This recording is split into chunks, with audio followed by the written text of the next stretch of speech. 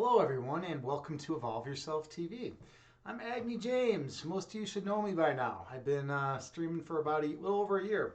So I figured I haven't streamed in a week. I might as well hop on here and do a guided meditation. How is everyone doing tonight? It is 9:15 p.m. Central Time, and yeah, it's an interesting day. I got an awesome Bikram yoga session in a little while ago, so I'm feeling good. I have that good yoga energy in me. Those of you who do yoga out there probably know what I'm talking about. Hey, JT Farms, good to see you. I was actually thinking of giving you a call earlier today, but I was like, well, I'll stream, and then we can chat then. How's everything going with you? It's been a rough week. It really has. This week is always or this time of year is always rough because it's anniversary of or it's my sister's birthday, and my sister passed away years ago. So, I spent Saturday at the cemetery. It was intense actually. I was sitting out there, and it was probably 40 degrees Fahrenheit, and it was raining, and then it was hailing at one point. And I just dressed warm, and I was like, fuck it, I'm just gonna sit out here in the rain, and I don't care if I get drenched. I'll just do my thing. I brought her flowers, and I just sat out there and kind of communed with nature, and it's just shared my thoughts basically.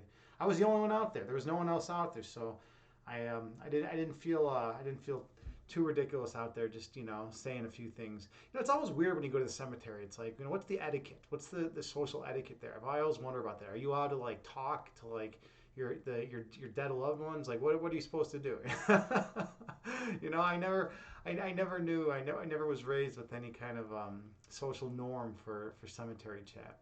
But every time I go there, I'm always like, this is kind of weird. I'm like standing out here like, talking to myself. I guess it depends on whether you truly believe that the spirits of those who have passed are still around. And if they are, it would make sense, right, to be able to have a conversation, right? If they're not, then you're just kind of like a weird woman or a weird dude out there, like just talking to yourself, right? I don't know what the hell's going on. All I know is that I felt better. I went out there, and I basically just I told my sister I loved her, and that I missed her, and that it's sad that she committed suicide, years ago, and it just it's been rough. It's been rough ever since. Let's see, JT, you say you're pushing through. Yes, for you too, baby. Oh, I am so sorry to hear that, JT. Yeah, these days are rough, when on anniversaries of birthdays and deaths of people that you love and care about more than anyone else. I mean, it's always rough to work through that. Everyone has their own way of grieving, right? Some people go to grief groups. Some people turn to religion. Some people, busy themselves with, as many worldly activities as possible. Some people, get addicted to heroin or become alcoholics, right? Some people, engage in really risky behavior, right? Everyone has their own ways of trying to deal with it, and I've actually thought a lot about it. I've pondered the notion of death a lot, and it's just such a weird concept. I think it's because our eternal nature is that of love, and it's eternal, right? But then we perceive ourselves through this subjective lens within this space-time dualistic framework, and when we're here, there's all sorts of loss, right? Forms are constantly changing and shifting, and new things are coming into existence, and things that exist are going out of existence. But I don't think we're constructed because our fundamental essence is pure love, and that's eternal and immutable. I don't think we're constructed to be able to handle the fallout from loss in with that we experience it within this dualistic framework. I think that's just kind of like a weird a foreign concept. It's like we're trying to deal with some foreign concept, that doesn't link with reality, with the true nature of oneness, and the true nature of our being. But it seems real and it appears real. So it's just a tricky issue, especially because emotions get involved, and we have such strong emotional attachments to everything in the world. Well, not everything, but to the people we love, to to maybe, some people love money, some people love sports teams, some people, everyone has attachments to one thing or another, right? And then when those attachments, when those things, do bad, when they have, negative outcomes or negative states of affairs, we're always kind of like left, like, trying to figure out how to handle that, right? Some people are better than others. Some people can just kind of like be like, oh, there's this big loss that happened in my life, but I'm not going to allow it to affect me too much. I'm going to go off and do this other thing. And then there's some people that's kind of sit around and ruminate on those things, right? But to each his own, right? It's just how it goes. Let's see. Uh, JT, you say you bring food and chairs to hang out with pops at the summer. Yeah, exactly. I brought a chair out there, and yeah, that's good that you do that too. It makes me feel less weird about going to the cemetery with the chair. I just never know the etiquette. Just kind of hang out there, and it just feels good to be around, to have that, their presence, around. It's like we miss these people, right? These are people we love, we care about, and we want to spend time with them. We want to commune with them, right? We wish they were still here on this planet, so we could see them in physical form, but they're not. So I guess the cemetery is pretty much the closest we can get. It's the closest we can get to feeling their presence, to feeling the love emanating from them, right? Yeah, April does kind of suck, JT. I mean, it's definitely a rough month for me. It's funny though. I know a lot of people that have birthdays in April. It's like a lot of my family members have birthdays in April. Big shout out to my mom. Happy birthday, April 11th. If she ever watches the stream, she'll be happy that I said that. But like, yeah, I don't know. It's just April can be rough.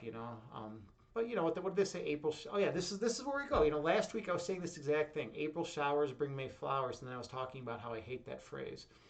So maybe I should say it again.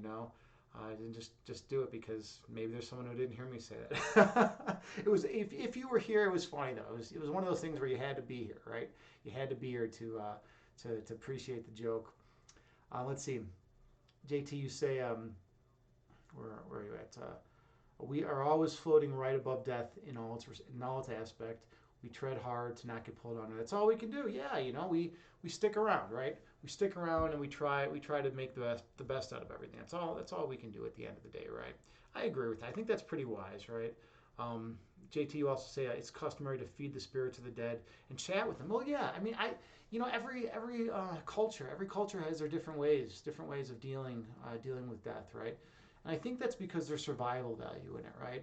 I mean, if there was a culture that was evolving and the whole culture was basically, all right, that person's dead, and like you should just suffer and like that's it, like I don't think there's much evolution that wouldn't be evolutionarily advantageous, for that society. And if there were societies like that, maybe they would perish because they'd all be just like sitting around being like, fuck, I lost my wife, or both, like my kids are all dead, or like my family's been abducted or whatever, but if you build in spiritual things, spiritual ideologies into the framework of your culture.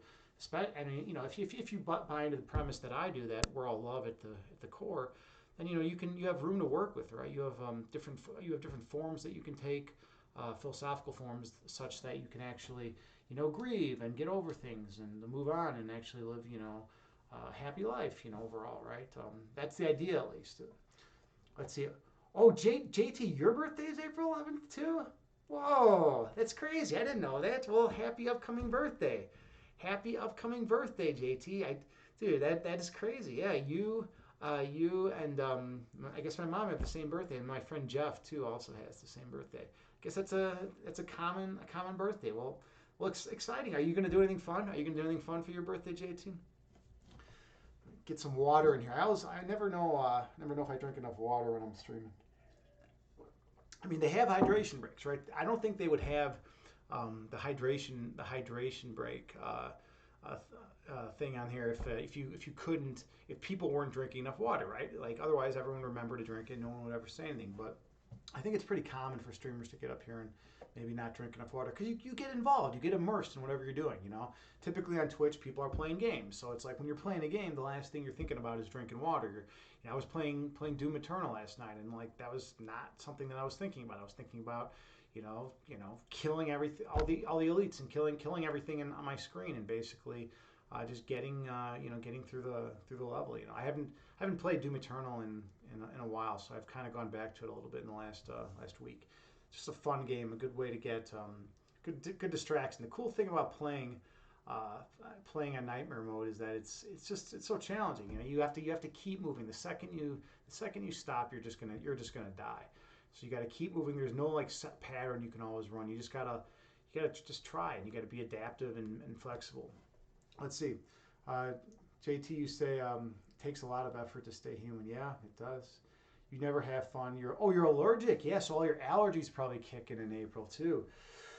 That's intense, right? I mean, those of us who have allergies, it's rough. I mean, I have like mild allergies to my cat, and it's not always pleasant. I'll vacuum twice a week and brush her like a couple times a day. It's just not even enough. If you have anyone who's had a long-haired cat knows what I'm talking about. It's just the cats, they're gonna shed all over. No matter how many times you vacuum, no matter how many times you brush them, you're still gonna be finding cat hair everywhere, and their dander just goes everywhere. You just gotta deal with it. There's really no move. You can take allergy medication, you can try stuff like that. And it's going to be helpful. It's going to be beneficial to some extent, right? But it's not going to be foolproof. You're not going to, be able to feel as perfect as you would if those allergens were not, going down your nasal passages.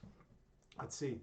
You say, JT, you say yes. Be mindful with hydration. Don't want you to pass out during. Yeah, that would be so ridiculous, right? If I'm up here doing a meditation, and all of a sudden I just like pass out. Like what kind of meditation would that be? I mean, it might be more entertaining though, right? It's like you're trying to do a peaceful relaxate. I can't even talk today apparently. A peaceful, relaxing meditation. You're trying to do one, and then like the guy who's running the meditation just like passes out and is like on the floor. I don't know. That could make for some good content. Maybe that's an idea. Maybe I need to pass out. Can't breathe right now. Eyes itchy. Yeah, I mean, that's how it goes with allergies, right? It's funny. Like, we can do so much. We can do so much, but we still have not conquered allergies, right? It's like you can't just be like, oh, I'm gonna I'm gonna just take this pill one time and then never get allergies again. I guess it's because allergies come and go over your life, right? I never used to be allergic to cats. I could have like 10 cats like crawling on my face, and it wouldn't even matter. I'd be smiling and like happy is happy, right? Now if I had like one cat, if I took like my cat and just like rubbed her like on my face, my eyes would not be feeling good. But like, why would you want to rub a cat on your face? I mean, I guess like maybe to get close to them or whatever. It's kind of weird, but like, I don't know. I think just the way I said it is kind of weird. like rubbing a cat on your face. I guess what I'm talking about is okay. I'll like put the cat on my shoulder, and like kind of pet her and keep her like up here, kind of cradled here, and she'll like move around a little bit and kind of get on the side of my face. I think that's what I was thinking of, because I've never really taken a cat and rubbed the cat on my face before. I wonder if there's people out there that do that. JT, have you ever rubbed a cat on your face? I don't know if that's like a thing. Maybe some people like to get really close and intimate with their animals, and they'll let them like walk all over their face and do weird stuff. I don't know. I guess to each his own. Let's see, JT, you say you take so much Benadryl at night and it still doesn't work. Super allergic to Kit Kat, yeah. But I mean, and then what are you going to do, right? It's not like you're going to get rid of your cat. I mean, I'm not going to get rid of Parmenides. There's no way. There's no way I would ever get rid of her. I mean, she's part of my family. It's like you don't get rid of your family. You just deal with it. So. Yeah, I don't know. I just deal with it, and then if my face itches a little bit, so what? If it's a little bit more difficult to breathe, whatever. I actually have a weird policy. I do not allow my cat in my bedroom at all. So that's like my one sanctuary. I always keep the door closed, and then the bedroom, she's never allowed to bedroom. So like when I go in there, at least like it's like there's like a barrier, that stops a lot of the cat dander. And then like when I sleep, at least it's like it's not another thing that's disturbing my sleep.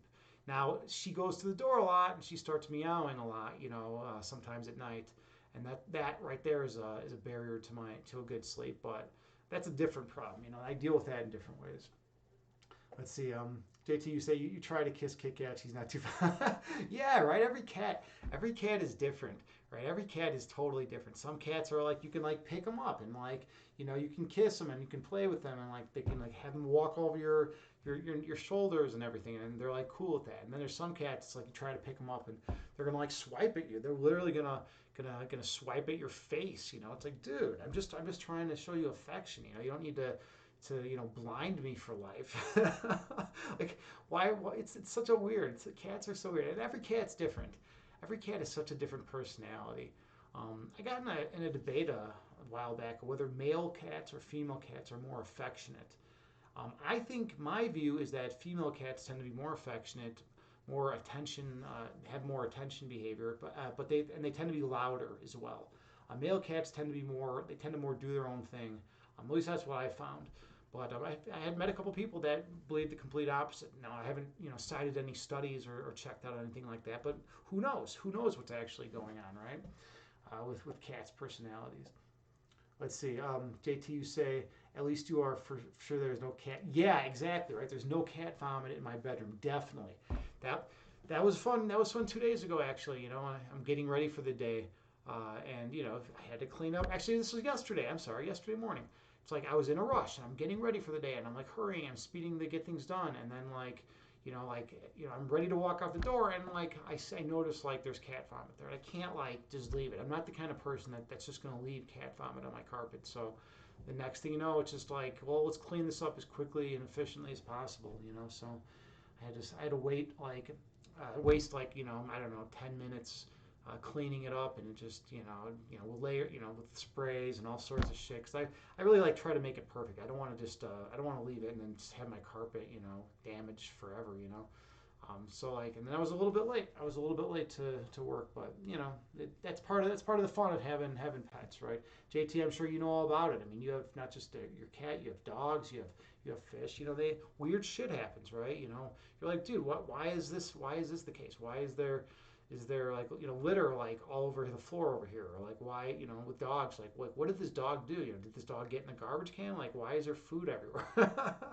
It's so weird taking care of other creatures. And the thing is, you can't really communicate precisely what you require of them, right? I mean, there's ways you can communicate them. You can discipline them and whatnot, but like sometimes it's like you can't be like, hey cat, I'd really appreciate it if next time you're gonna throw up, you actually go into the kitchen such that it's not going to be on the carpet, right?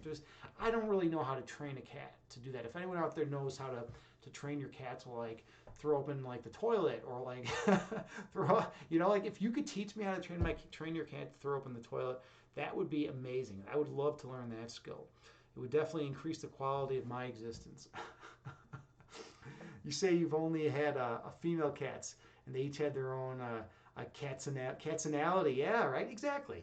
Yeah, every cat's going to be different. I know some cats that are just super vicious, right? It's like why does this person even have this cat? Like every time the cat sees you, it's literally trying to hurt you, and like that's just how it goes. And some cats are like cuddly, lovely, cuddly, duddly. Like some cats, you'll just lay down and they'll jump on your chest and just like sit with you and lay on you and start purring for like an hour, right?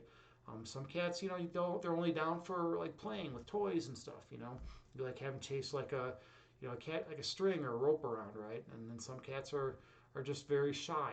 Like the cats that I've always thought are kind of annoying are the ones that literally just go and like hide under a bed. It's like, oh, what did you do today, cat? It's like, well, I spent like 23 and 3/4 hours of my day like hiding under a bed, and then I came out to like eat and go to the bathroom, and then I went and hid under the bed, and that's like what I do like all day every day. It's like what the fuck is that? It's like that cat needs to like come out and like experience life. Like why would you, like, what kind of life is that? But some cats dig that. That's like their thing, right?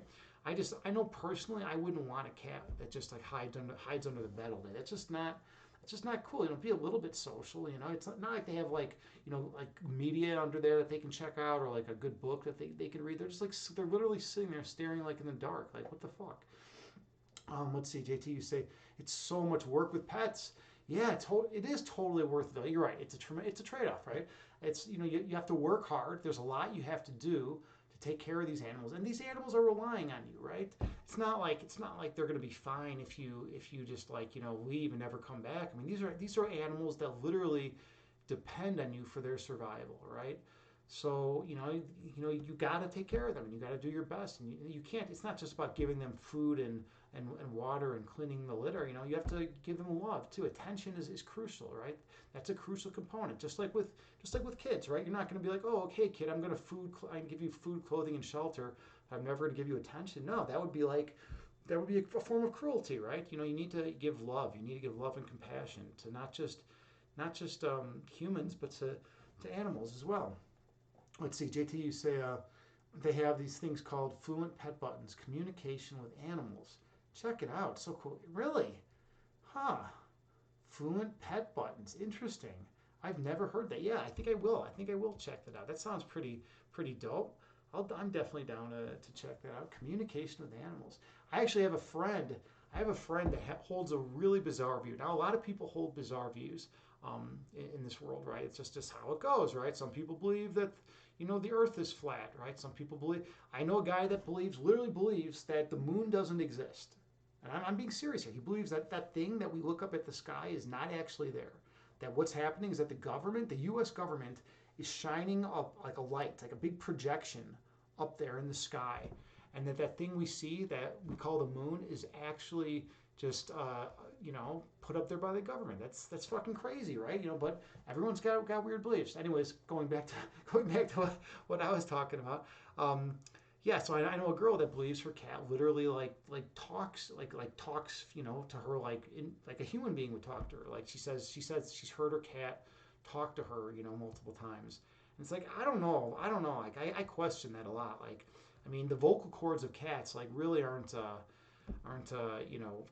constructed in such a way that they can talk like a human being. And then all so it's like, are you sure it's not just your mind like playing tricks on you? I mean, but she swears that her cat has like said things to her before. So I don't fucking know. And maybe I'm wrong, right? Maybe I'm just the skeptic and I'm just being wrong. Maybe like your pet can actually like have like a conversation with you. Or maybe you did too many drugs, right? And that's what you think's going on, right? No, in her case she doesn't use anything, so it's like it's definitely not the case.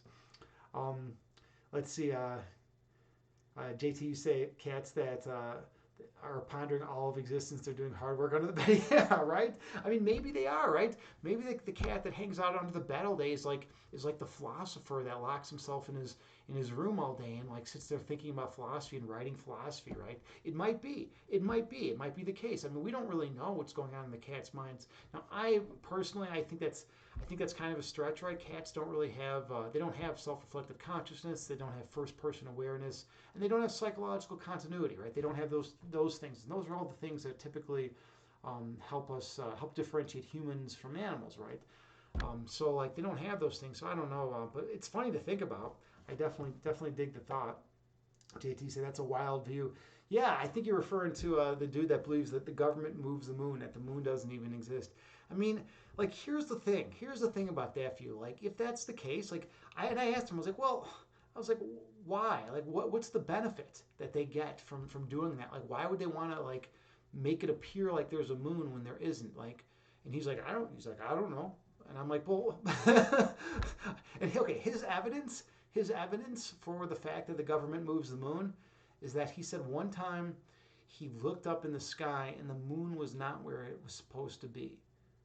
And that's his only piece of evidence for this. And it's like it's such a bizarre view. It's like you would think if you're going to hold a view that is that bizarre, you'd probably like have to have more evidence, than just like the fact that like one day like the moon was not where you thought it was supposed to be. I mean, like I don't know, if I looked up and the moon was not where I thought it was supposed to be, I'd probably be like, oh well, like maybe there's some weird stellar phenomenon going on that's making it appear like it's in a different place in the sky. But he just jumped to the conclusion, oh, the government must be moving the moon. Like, I don't know. I don't know how you can make that leap. I mean, they talk about having these leaps of faith. But here's the thing. Here's the crazy thing about beliefs. And this is philosophy, right? The minute you accept, in psychology, the minute you accept like a bizarre view, then confirmation bias is going to kick in, and like every single thing that you see in your world is gonna reflect that view. It's gonna confirm that view, right? So it's like then like he's talking with someone and like they're like, yeah, the government is has a lot of conspiracies, and then that confirms it, or he's talking with someone else and they're like, yeah, I don't know, the moon's moving weird today, and then that confirms it too, and then immediately it's like all reinforced in the dude's mind, and then he's just it's solidified. It's like, oh, the government's moving the moon. I guarantee it's just a fact. And then if you take that view and like you really go with it, and then if you like accept some bizarre view, then you're more prone to accepting like another view that's also bizarre because it's not that much farther of a leap, like right from that bizarre view, right? Like for like to that initial leap into like the weird notion is like it's like really far, right? But if you accept that one, then like maybe the notion that like the government's moving the moon because I don't know, like the old moon got blown up, but they don't want to freak people out. Like that will come in, and then like another view will come in, right? And just you just kind of like go down this rabbit hole, and you're next thing you know, you're wearing like a tin hat. It's and like I don't know, living underneath Lower Wacker Drive in Chicago.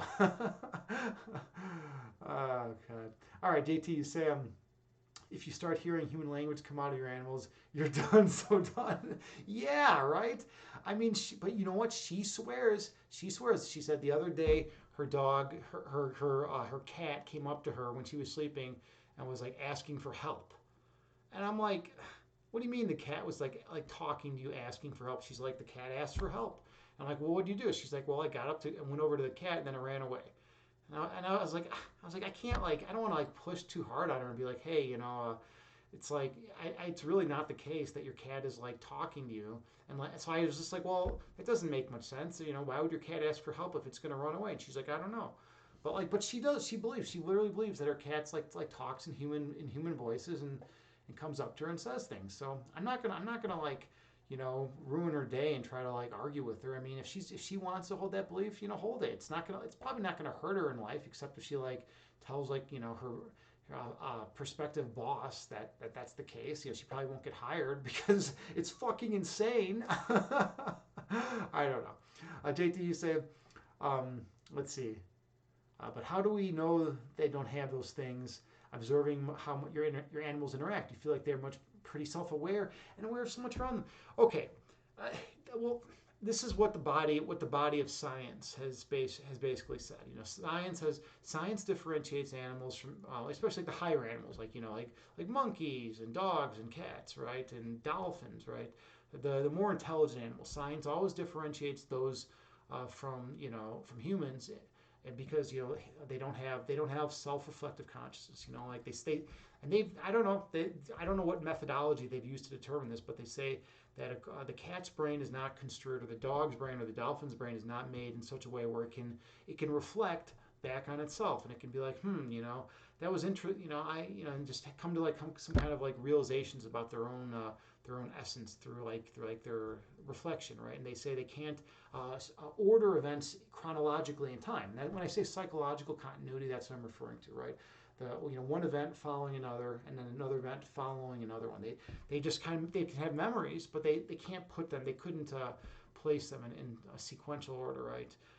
This is just what science says. I mean, who knows? Yeah, you're right. We could be wrong. I mean, maybe animals do have some of that stuff, or like a different version of that stuff. I wouldn't buy into the notion that they have those things like all the way, but maybe like they have like a form of that stuff, right? And it could be a more primitive form, and but they don't have the prefrontal cortices, right? They can't see things through that way. So who knows? Who knows what we got? Let's see.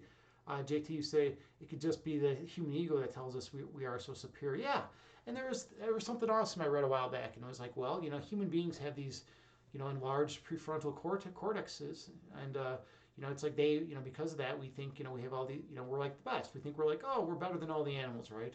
But like, I mean, a bird probably, that's flapping its wings and is flying like way, high in the sky. It's probably looking down at humans and is like, human beings are pathetic. They can't, they need to like get in a plane to fly. They can't even fly like with their own bodies. I mean, it's just natural for us. And like, bats that are able to use like, weird echolocation to like, to do like sonar type stuff to understand their environment. I mean, that's pretty badass too, right? They probably, are like thinking, wow, we got a cool feature to us. It's better than all the other animals, right? So I don't know. JT, hold on a second. Let me drink some water. JT, you say you just watched a movie called Moonfall. It's pretty cool, but highly unlikely. Still a cool concept. Yeah, I should. I'll check it out at some point. Let me just write it down. I always like, I always like talk about it, and then. Oh yeah, you know what? Someone else was telling me about this movie recently. Yeah, funny enough, I think it was actually my mom of all people. I think she went and saw it, and she was digging it. But yeah, I'll check it out. JT, you say science is always changing their facts. You respect science, but sometimes we got to feel our own way too. Definitely, yeah. I'm as hardcore. So I come from a science background. I studied molecular bio and psychology as an undergrad, and then I went into philosophy as a grad student. And but my favorite field in philosophy was philosophy of science and philosophy of mind. I also like metaphysics; those are like my three favorite. But I have a tremendous amount of respect for science. I'm really rooted in that mindset. Observation and experiment. Empirical thinking. Taking quantitative data and trying to understand the world. Through by that lens. But it has its shortcomings, right? I've done talks, philosophy talks on here before on Twitch, where I talk about some of the scientific anti-realist arguments, such as pessimistic meta-induction. That's like the number one. That's one of the strong. It's the most cogent argument against scientific realism. And pessimistic meta-induction states that, hey, okay, so we had a certain theory that everyone in society believed was true like a couple hundred years ago, right? And like all the science supported it. It fit in well with like the vast majority of the rest of science, and it had a lot of utility, and it just was in line with everything, and it had a lot of it was just a very beneficial theory, and everyone believed it was true. But then, given enough time, as time goes by, a new theory comes up that has even more utility and makes more sense and fits in, is better integrated with the rest of science. And that theory Y comes to supplant theory X. So now everyone believes that theory Y is true, right? And everyone holds that theory is true.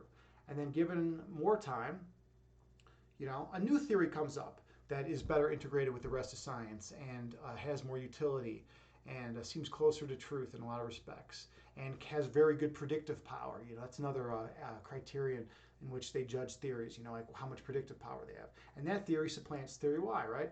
So the whole idea is, okay, so if all of our scientific theories are just over the course of time are just continually, given enough time, supplanted by new theories, how is it the case that we could say at any given time that any one of our scientific theories is absolutely true? It seems kind of weird, right? Because it's like, well, hold on, everyone said that this theory was true, but then a new theory came to take it over. And then everyone said this theory is true, and then a new theory came to take it over, right? And so like and then then some people will shoot back and say, well, what about the notion of approximate truth, right? That theory is kind of true, right? And that might work. That variation might work, but the issue is a lot of the theories that supplant the old ones are nothing like the old theories, right? It's not like we're getting closer to truth. We just have a completely new theory. We completely wiped out the foundation of the old theory and have a completely new thing that comes into being, and then we're using that to understand reality and to as a basis for a big part of the scientific paradigm that we believe in, right? So pessimistic meta-induction is definitely the strongest argument for scientific anti-realism, against scientific realism. But then you have the no miracles argument, and that's a really strong argument for scientific realism. And that argument holds that, hey, you know what? We have this theory right now that has such amazing predictive power. I mean, it was able to predict some stellar phenomenon to 20 decimal places, and then and like if it's able to have that kind of predictive power and is integrated well with the rest of science and is it just seems like it makes sense. It's a very cogent argument. Then why would we not accept it as true? I mean, no miracle says basically miracles don't exist. It would be a miracle if this argument just happened by chance to be true. By this theory happened by chance to be true. Therefore, since miracles don't exist, this theory must be true, right? Yeah, those are the two competing arguments. So who knows how things actually are, right? Let's see, JT, you say, yeah, like humans don't even have fucking wings. Yeah, right. Birds are probably like sitting there laughing at us. They're like, dude, these humans are just walking around on the ground. Like, what primitive creatures? We're up there flying in the sky, doing nosediving, wherever we want, and just experiencing life. And they're just they're landlocked. Like, what the fuck? They have to use technology. They're so pathetic they can't even use their arms to flap around, right? That's how they probably feel, right? JT, you say one day we'll figure out that nothing is true and just bobbleheads and cart. It might be the case. It really might be the case. That who knows? We'll see, right? We'll see. Get some popcorn, take a seat, and we'll see how it all plays out. Um, all right, I think it's time for some meditation, right? I've been talking for, let's see, I've been talking for 36 minutes. Yeah, it's time we do a little meditation. So everyone drink a little water. It's good to be hydrated before the meditation. Aristotle, hey, good to see you, brother. You like the pragmatist views that say we're basically just getting less wrong, even if not completely right. You don't buy that different scientific paradigms are incompatible and incomprehensible from each other. Okay, yeah, and and that is one of the views on the table. That's definitely an option on the table. I guess the only issue with that is that we're not just like getting close. We're not getting closer in the sense of every time we have a new theory that supplants, like every time theory Y supplants theory X, it's just like, oh, this theory was right, these parts of it were right, but there's a couple little aspects of it that are wrong. So, and now here's an improvement. It's not like each theory is an improvement upon the prior theory. A lot of times we completely wipe out the foundation of the earlier theory, right? And so that's why I don't know. I mean, it's tough. It's tough to think about. If we're saying, okay, if we're believing that these theories are absolutely fact or absolutely truth, and then we're completely cutting out the foundation of those theories, then and we're supplanting it with something completely different, I mean, phlogiston, right? We have weird notions, right? And a lot of times we just come to more, greater levels of understanding, and then we, seem to be able to come up with a new theory that has more utility, that fits in better, is more better, easily integrated with the rest of the scientific paradigm, that has better predictive power, right?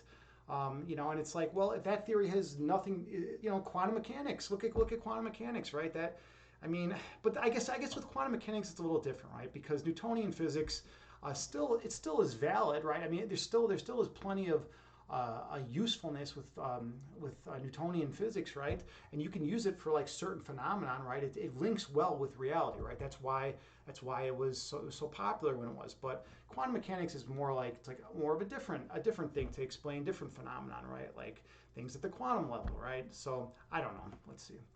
Where else are we at?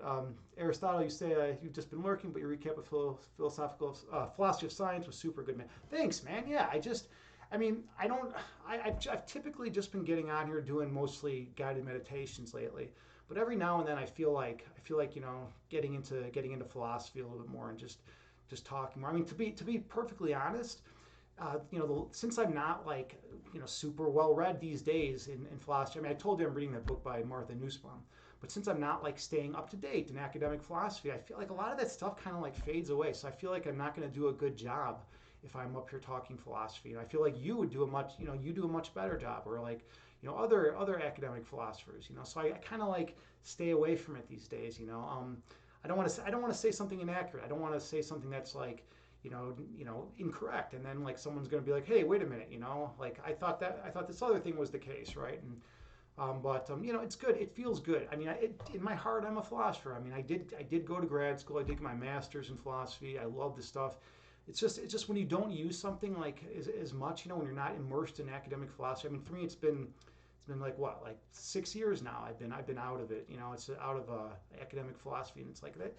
If you're not using it on a daily basis, it just kind of starts to fade away a bit. And that's actually been pretty sad for me, man. That's actually seriously one of the things that really causes despair in my life. I love the fact I love being immersed in that world, right? I loved being challenged on a daily basis with academic philosophy, and going in there and and talking like academic philosophers do. That it's just like a cool language. It's like you walk in and you're on the street. You're like, hey, move your fucking car, and then you walk into an academic philosophy classroom, and you're like, you walk in and they're like, the necessary and sufficient conditions for X to be the case are as such, and then you just have this whole new language, and it's cool, and everything's unambiguous. At least they strive for things to be unambiguous, right? And things are, and then they'll get on you for vagueness, and they want clear, precise communication.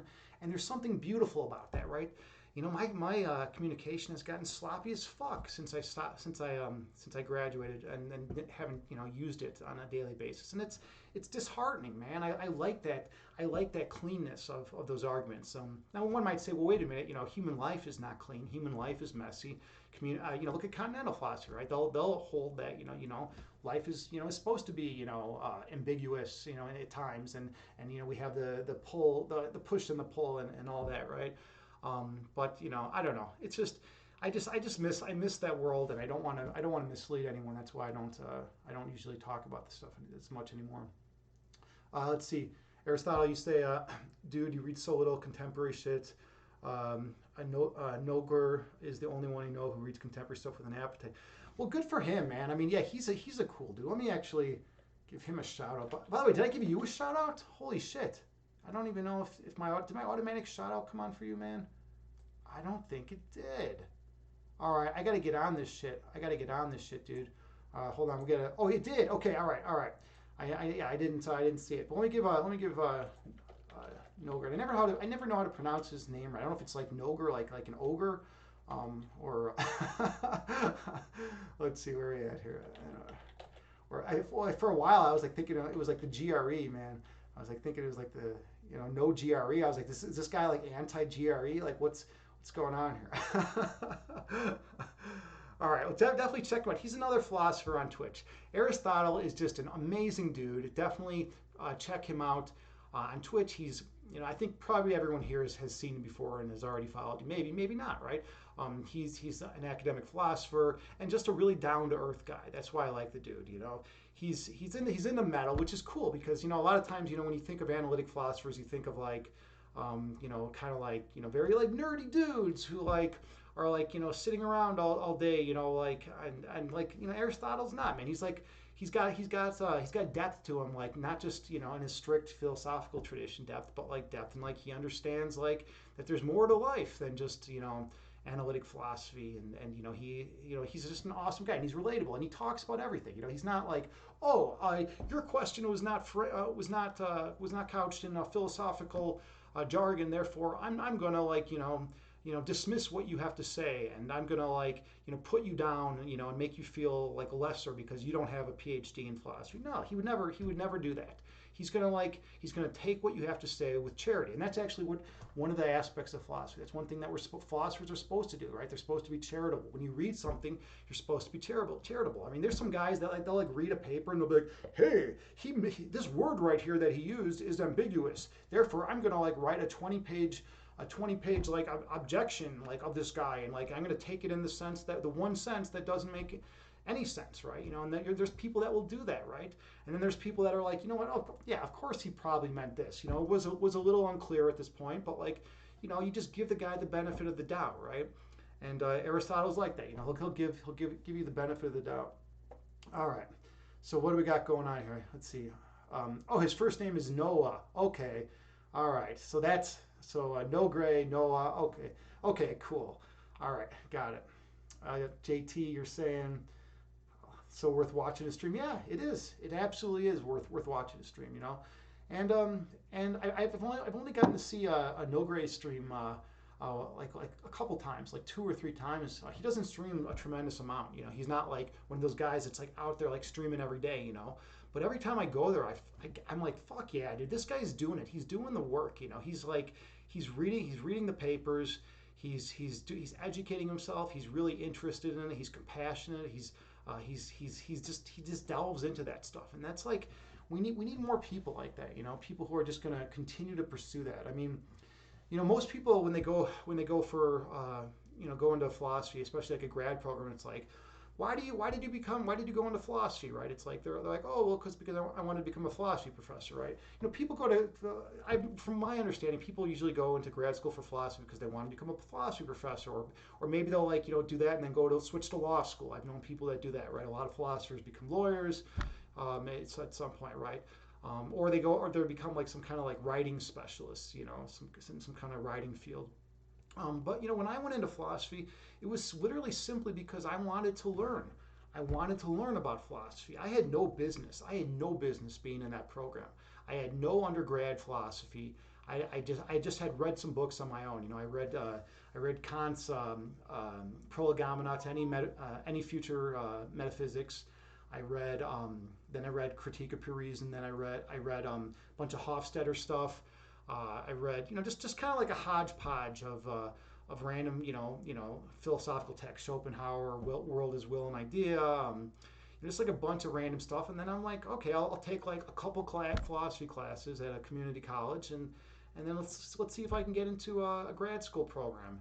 And so I got in there, and I'm with like some of the most brilliant fucking people I've ever been around in my life, and it was like intimidating as fuck. I was like, holy shit, these people like have been studying philosophy for like years, and like they all have like perfect GREs, or like they missed one question on their GRE, and like what the fuck's going on? I'm like just some dude who's been out of school for a lot of years. Like I was teaching special education. It's like that's great and it's helpful, but like you're not like learning anything about analytic philosophy doing that. And then I'm like, okay, I'm just gonna jump right in with these guys and let's see how it goes. And the only the way I got by is by working my ass off. I was like, okay, well, my goal in this program is to basically learn as much as I can about philosophy, and that's why I'm here. I never really had the intention of going off to become a PhD. I just got my master's, and then that was it.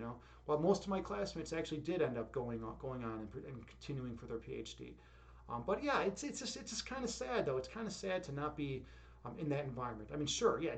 Are there some things I don't like about it? Absolutely, right. I had some uncomfortable conversations with faculty because unfortunately, even in the realm of philosophy, it's a fashion show.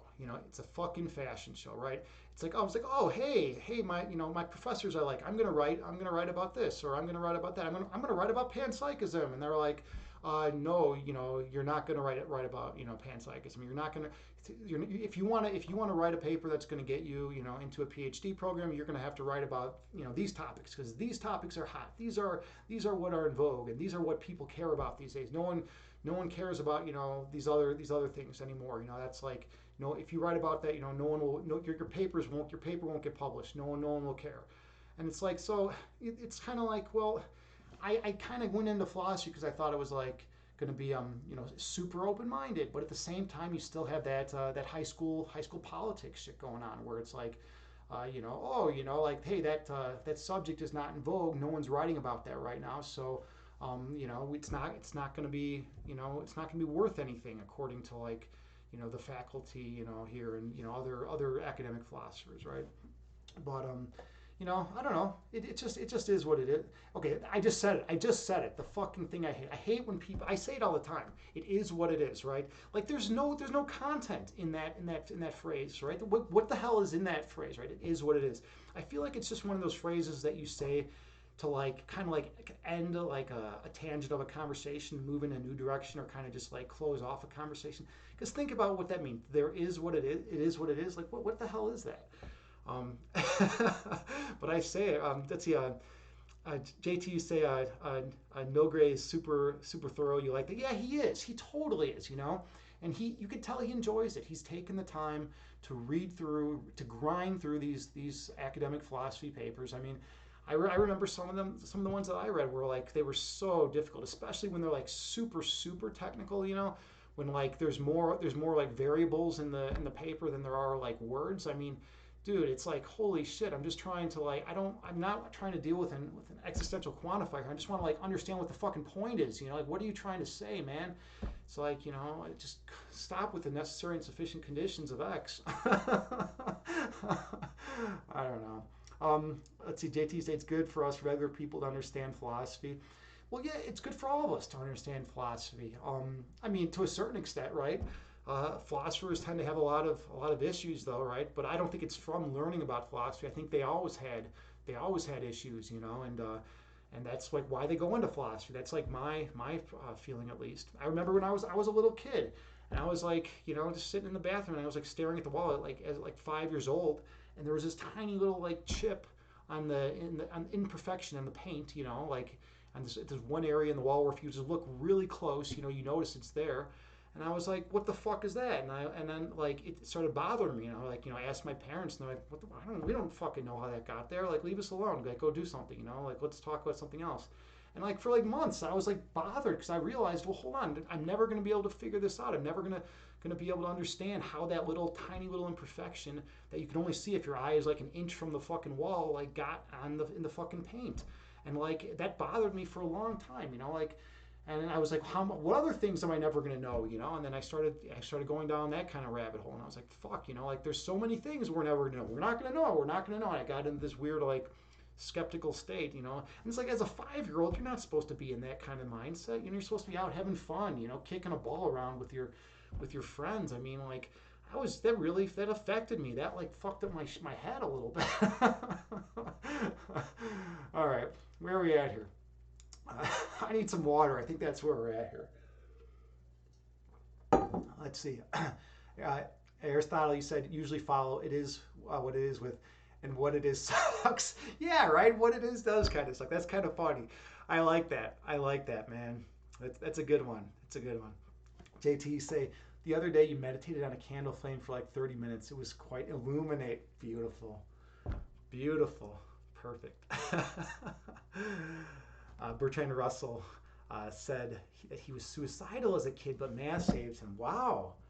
And Russell's like the big dog. Russell's one of the big dogs. Those of you who don't know Russell, man, Russell is no joke. I mean, he's like, him and Quine and all those dudes. Those dudes were like the men. They were like the beasts of the field. Like those guys, man.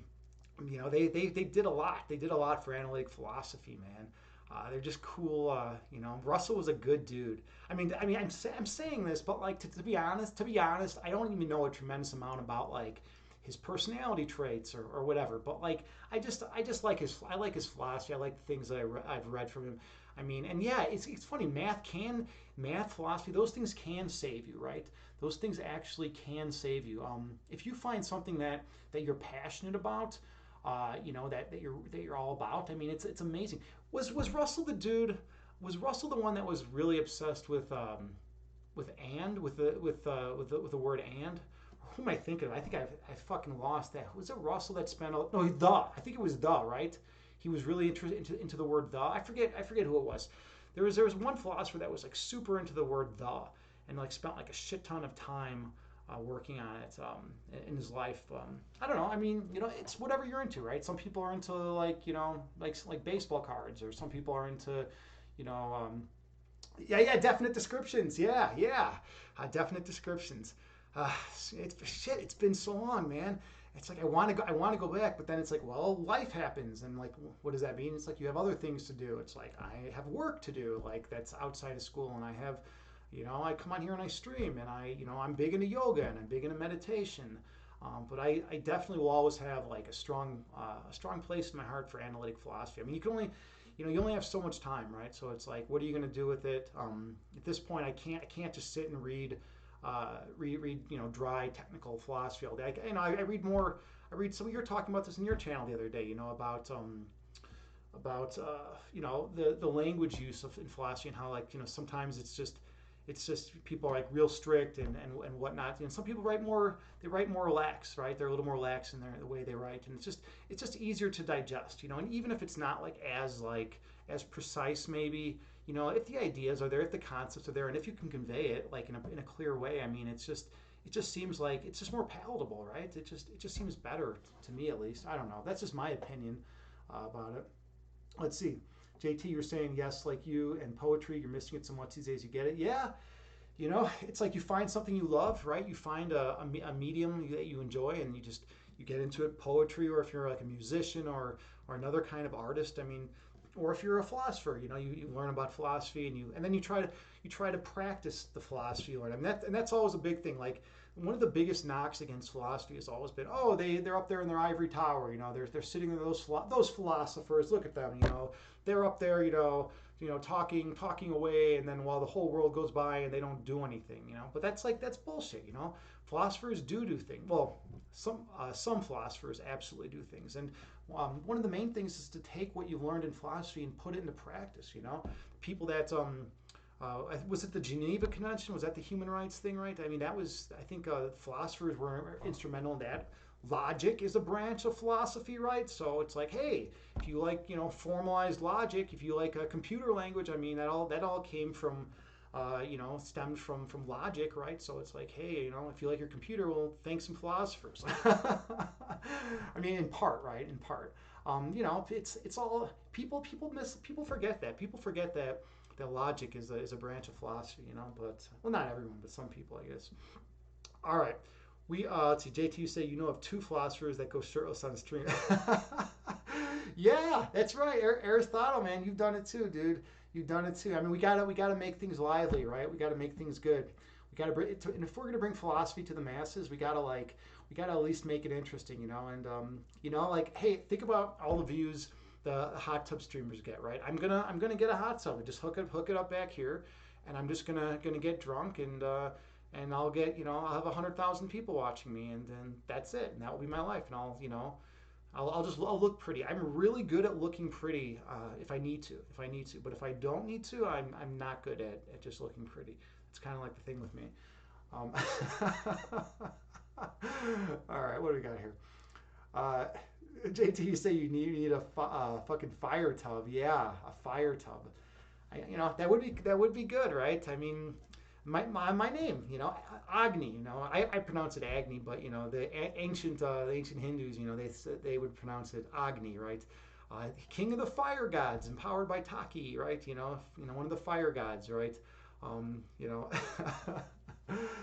Chad guy, you say no, you're amazing. No, dude, thank you so much, man. Thank you. I appreciate it, dude. I've actually been down on myself lately, man. It's been a rough couple weeks. I've been pretty down on myself. I've been, some of it's because I'm not as up to date on philosophy. I feel like, when you get so immersed in something, like, and some of you probably have had this experience, right, where you get like really involved in something and immersed in something, whether it's like a game like chess, right, or like a different game or something else, and you learn all about it, and then like, as years go by and you don't use it that much, you get rusty, and it's like your tools get duller, right? I liked having those super sharp, precise, analytic philosophy, tools to carve up, reality, basically understand reality through that lens. That was like it was really nice, like when you have that in your toolkit, you can use that, philosophy in every area of your life, right? And then, you piss off some people because they're like, dude, I just want to like watch the game. I don't want to like hear about the metaphysical implications of the guy getting tackled, right? But at the same time, it's nice to be able to at least have that, like, if you want to use it, right? And like I've just been getting sad, haven't been able to like think through that analytic philosophy lens as much, and it's just kind of a bummer. Same thing with my chess game. I haven't been so I used to play in the biggest tournament in the Midwest every year, which is the Chicago Open. Those of you who don't know, I'm a chess teacher. That's what I do. And I used to play really competitively, and like there was big money prizes and things like that, right? And I haven't played in a big. Some of it was because of COVID, but then I haven't played in a big tournament in a long time, and I'm not as sharp in chess. It's like I'll be playing like hyper accelerated dragon variation, and it's like, oh fuck, I don't know what to do on move 10. Like what do I do in response to 96 here? Like this is fucked up. Like I don't know. I forgot how to respond to this, and then I'll make a move, and then like sure enough, after it's like a bad move, and then after the game I have to go back and run it through a chess engine, and I'm like, oh yeah, duh, bishop d3. Why didn't I fucking remember bishop d3? I knew bishop d3. And then it's like, and then I'm like beating myself up, because I like, forgot like, one move in like a 15 move variation that like I haven't seen in like 8 years. I mean, it's fucking brutal. And part of the problem is that I'm into so many different things that if you're into a lot of things, like you can't really stay at the top of your game at everything. It's frustrating. It's really frustrating. So like with analytic philosophy and chess, I just feel like I've just kind of been losing some of the sharpness with those things. All right, let's see. Chad guy, you said, do you like Jordan Peterson? He's got amazing self-help philosophical breakthrough. Okay, now that's a very interesting question. So Jordan Peterson, very controversial figure, right? People are, people usually either hate him or they love him, right? It's one of those things. I mean, at the end of the day, though, he's relevant. That's one thing I'm definitely going to say. At the end of the day, the guy is relevant. He was, I believe, his book was the number one of his books, like 12 Rules of Life or something like that. Was like one of the number one bestseller in Australia for a while, and it was like in the top like 20 or 50 in America. I mean, the guy is relevant. And he like I haven't studied him a tremendous amount, but I know he's big into like things like making your bed and orderliness and like self discipline and he's also I like that he speaks his mind. I do like that he speaks his mind. I mean, at the same time too, but then he's I know he said some things that really came out harshly against the trans community, right? So like I don't know. I mean, I don't know enough about him to be able to say one thing or another.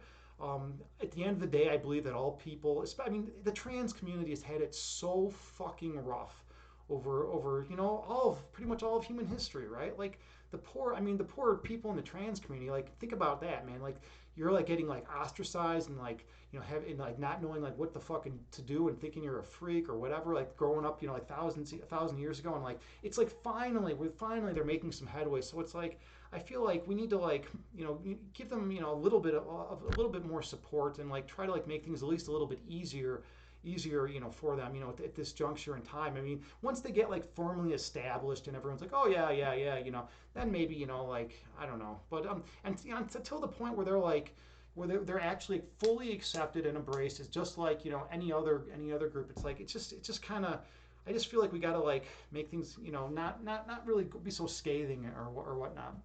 um let's see, where are we at here? JT, you say at least you are well rounded. That's what you appreciate most. Well, thanks so much, JT. Yeah, I mean, yeah, I try to be. I don't want to be one dimensional, right? I knew a guy in college, and he was a fucking genius at understanding protein folding in its tertiary structure. This guy could like envision the way proteins would the three-dimensional protein conformation changes. I was molecular bio. He was biochem, so we basically took the same classes. But he could visualize that shit in his mind, and like he was a fucking genius. And he ended up going and getting his PhD in biochem, and doing all this work on protein folding and all this shit. But that was all he could do. Literally, like the guy couldn't do anything else, man. It's like, okay, it's badass, right? It's awesome, but it's like he's not well rounded. Bobby Fischer, right? Look what happened to him. He's and when all said and done, right now he's probably the number two or number three debatably chess player of all time. But like yeah, he was amazing chess player, incredible. He could do shit with chess. He revolutionized the game, right? It was a Russian game until Fischer came along, and then all of a sudden it's like we had an American actually fucking beat Spassky. It was unbelievable. We had an American champion, right? But that's all he could do. He never figured out how to ride. He lived in New York City, and he never figured out how to ride public transportation. He couldn't figure out how to ride the goddamn train around in New York City, or how to catch a bus. He had to have someone go there with him and be like, okay, now here's what you do. You get on this bus, and they would like ride with him. It's like, I mean, is that well rounded? Sure. I mean, he was the best chess player ever, or second best. I mean, it's debatable. I keep saying Gary Kasparov, Fischer, and the current champion Magnus Carlsen are like all like they're all so damn good, and they're all the best in their different time periods. But like anyways, Fischer wasn't really well rounded, right? And then he ended up kind of going off the deep end. He was I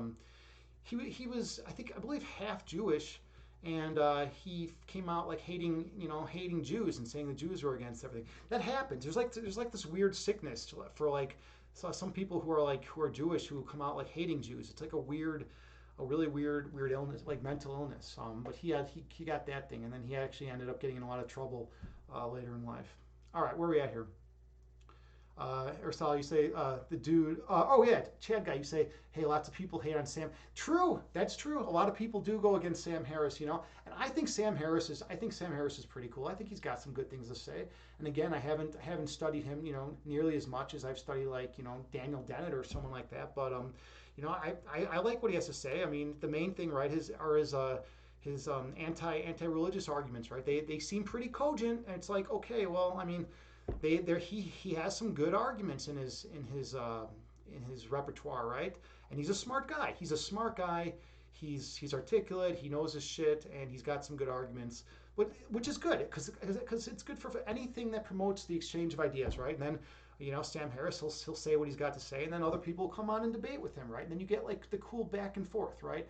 And that's kind of what philosophy is all about, and that's what chess is all about, right? One person presents an idea on the board, white makes a move, and then black has to understand what that idea is, and then they have to respond to that idea by making a move of their own, right? And then white looks at their idea and responds, right? Same thing with philosophy. One person, makes a claim, and then the other person, pushes back on that claim. And by doing so, the idea is you get more and more refined arguments. You get more and more, you get deeper down in the variation. Then you can weed out bad variations that have dead ends, and hopefully you're arriving at some kind of semblance of order or truth. I mean, truth is kind of a pretty strong word to use, but some kind, at least you're moving closer in the direction of like something with at least more utility, maybe that like is going to be more beneficial and going to promote well-being and love for the humans on the planet, and like reduce suffering, right? I mean, because at the end of the day, that's all we're trying to do, right? I mean, what are philosophers trying to do? We're trying to minimize suffering and maximize happiness. We're trying to make things better for people.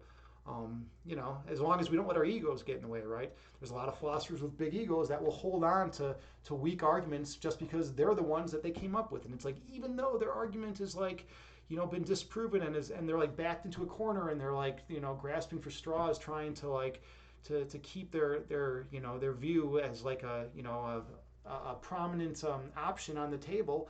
They're it's like, it's at some point you got to give up. You got to give up your view. You got to be like, what? Yeah, this idea that I came up with that I thought was brilliant, that was maybe brilliant for like a short duration of time, has been refuted, right? It's just like with chess. With chess, like this, someone will have they'll be dead set on this variation. I play, so this is actually kind of funny.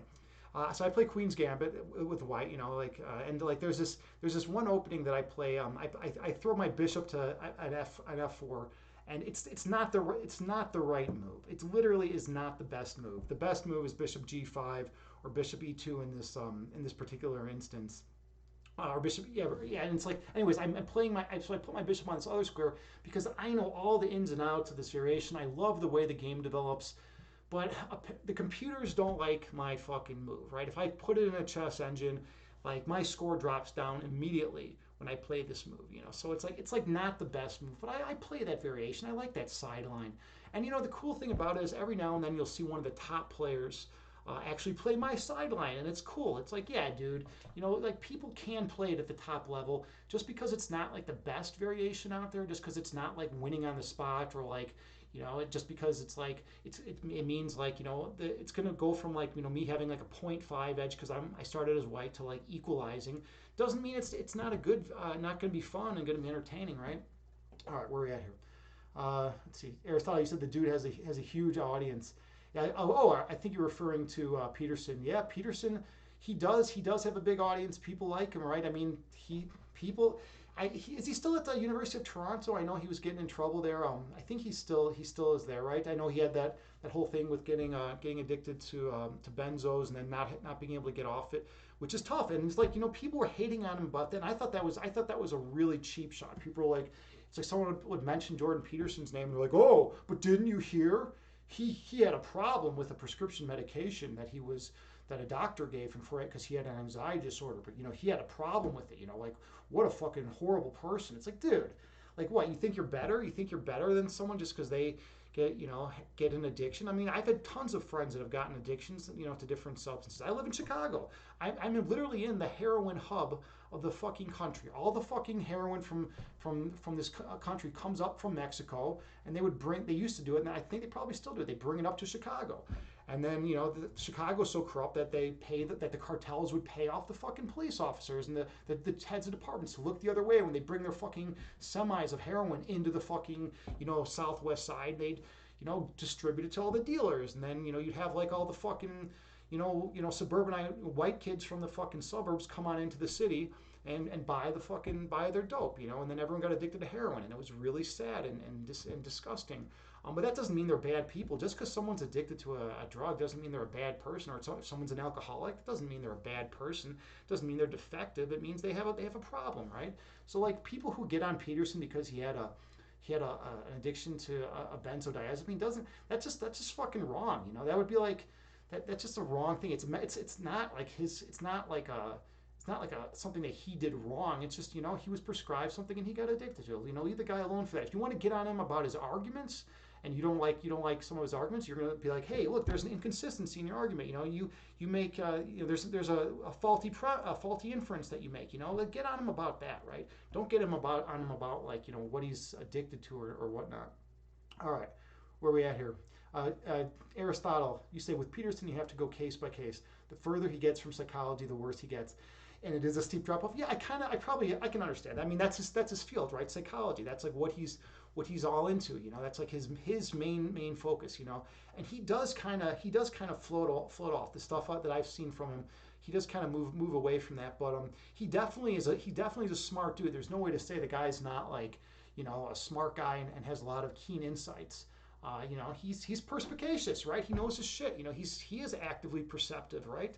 He understands a lot of shit, but maybe he does go off the deep end at times. I don't know. I don't know enough about him. Chad guy, you'll say everyone should live a fulfilling life, just not demand others to accept your life choices, and we all have the opportunities to make our own decisions. Yeah, absolutely, we do, right? Yeah, and exactly. Other people, sometimes people like to push their ideas on others. There's a great line. There's a great line from Star Trek Deep Space Nine. It's amazing. I'm a big Star Trek guy. Next Generation, Deep Space Nine were my two favorites. Absolutely. Next Generation, was like really cool, and then Deep Space Nine, I didn't appreciate it till later in life. Like when it first came out, I was like, oh, this is garbage. This is just a fucking space station. It's not a fucking ship that's going out there, shooting shit up, right? But they actually have some great dialogue. They have some deep concepts that they discuss. And there's a cool line in Deep Space Nine. I forget who's saying it. Maybe Major Kira. I don't remember who's saying it, but she said something along the lines of those who typically try to push their ideas on others are usually actually just trying to convince themselves. Something like that. Those who try to convince others are actually just trying to convince themselves. And it really stuck with me. And because you think about it, right? You think about like the religious zealots out there over the years that are like, get in your face and be like, you're going to hell and you got to believe in X. If you don't believe in X, then you're going to hell. Therefore, believe in X, right? And like they're like getting intense. They're in your face, and it's like anyone who's trying to push a fucking idea on you, man, that's intense. Now, sure, like if it's your kid and like the idea you're trying to push on them is like, hey, don't run in the street. You're 5 years old. Yeah, absolutely, right. That's like a good idea with a lot of utility that you want to make sure your child understands. But if it's like you need to believe in this religion or else like your whole life you're going to go to hell and burn for eternity. I mean, that just seems like weird to try to push that. So now I'm not saying there's something wrong with that idea. I mean, if you want to hold that idea, perfectly fine. Hold that idea. Hold it till the day you die. That's great. If it has utility, makes you happy, if you feel it's truthful, hold that idea. But the notion of trying to really force an idea on another person is crazy to me. And also, the other thing about it is think about how people respond when one tries to force something on you, right? Think about how you respond. If someone comes up to you and is like, hey, you need to believe this because I say so, right? You're gonna be like, what the fuck? You're gonna be resistant to it. You're gonna do whatever you can to like keep that idea away from you. You're gonna probably come off with a more negative notion or more negative feeling towards that view than if they hadn't said that, right? If someone comes along and you're just talking with them and you ask them about something they believe and they tell you about it, then it's like yeah, you're much more prone to actually listen to what they have to say, and maybe it will become an idea that gets incorporated into your belief set, right? And then if it does, then you'll think about that idea will lead to other inferences, and then other beliefs, and then like next thing you know, you're believing the same shit as them. But if they had tried forcing that idea on you, it never would have happened. I mean, marketers, I think I kind of learned that a while back, right? You don't try to force an idea on someone. They did all sorts of psychological studies, and they figured, okay, what's the best way we can get people to buy our product? And it's not through like trying to force the person to do it. Holy shit! All right, I'm behind now. I'm behind in chat. All right, where are we at here? Chad guy, you say, or Aristotle, you say Harris jumped through the academic hoops to I don't get the feel that he's a charlatan, but I don't know his work very well at all. Yeah, I mean, literally the extent of my understanding of Harris is watching him in a bunch of YouTube videos. I've watched a bunch of YouTube videos with him debating with other people. He's like anti religion, you know, atheist. He's an atheist, and you know he's just a smart dude who's got some good things to say and some interesting ideas. I mean, at the end of the day, I mean that's how I view him at least. Um, did I see his debate on free will? Yes, but I don't remember much of it. I think it was one of those things where I was like doing laundry and like cooking dinner at the same time. And then I'd like come in here, I'd watch a little bit, and then like walk out, and then come back here, watch a little bit. And when I watch stuff like that, it gets like fragmented, and I don't really get a good grasp. I need to be immersed in something. But that's what they associate with Harris. I forgot about that. His free will stuff. Yeah, he's a big free will guy, at least in the YouTube world, right? Russell Copleston. I do not know who Russell Copleston is. I've never heard that name. Um, Let me write it down. Maybe I can look it up later because I've not. Usually I've at least heard the dude's name. I've never heard of this guy, man, Copleston. I'll check him out. See what he's about. So I got to check him out, and I got to see that movie Moonfall that JT Farms recommended. Aristotle, you said Peterson retired. His open retirement letter was awful. Oh shit! Yeah, I didn't know he retired. I know he was having all those health problems. When he finally was able to get off the benzos and all that. I didn't know he actually retired. But I guess at the same time, I mean, he's going to be set for life. He'll just probably keep writing books, right? He'll probably just keep writing books, and maybe continue being the bestseller in Australia, for every book that he comes out, and in the top 20 or 50 in America, right? I mean, you got to be making some money if you do sell that many books. I was actually thinking about Amazon. So this is actually crazy. So I don't know Aristotle, have you ever written a book, or Chad Guy or anyone, JT? Like, I mean, I've never written an entire book, but my father, he wrote a book about the 1907 Chicago Cubs. And he was, he got it published, and he was, but he was selling it through Amazon. There was two ways he was selling it: through Amazon and through his website. And if he sold it through his website, he just got all the profits. That's just how it was. When he would sell one of his books through Amazon, he literally fucking got 25 cents. Like, how crazy is that? That's all they gave him. They sucked up all the fucking profits, and they would literally give him 25 cents per book that he sold on Amazon.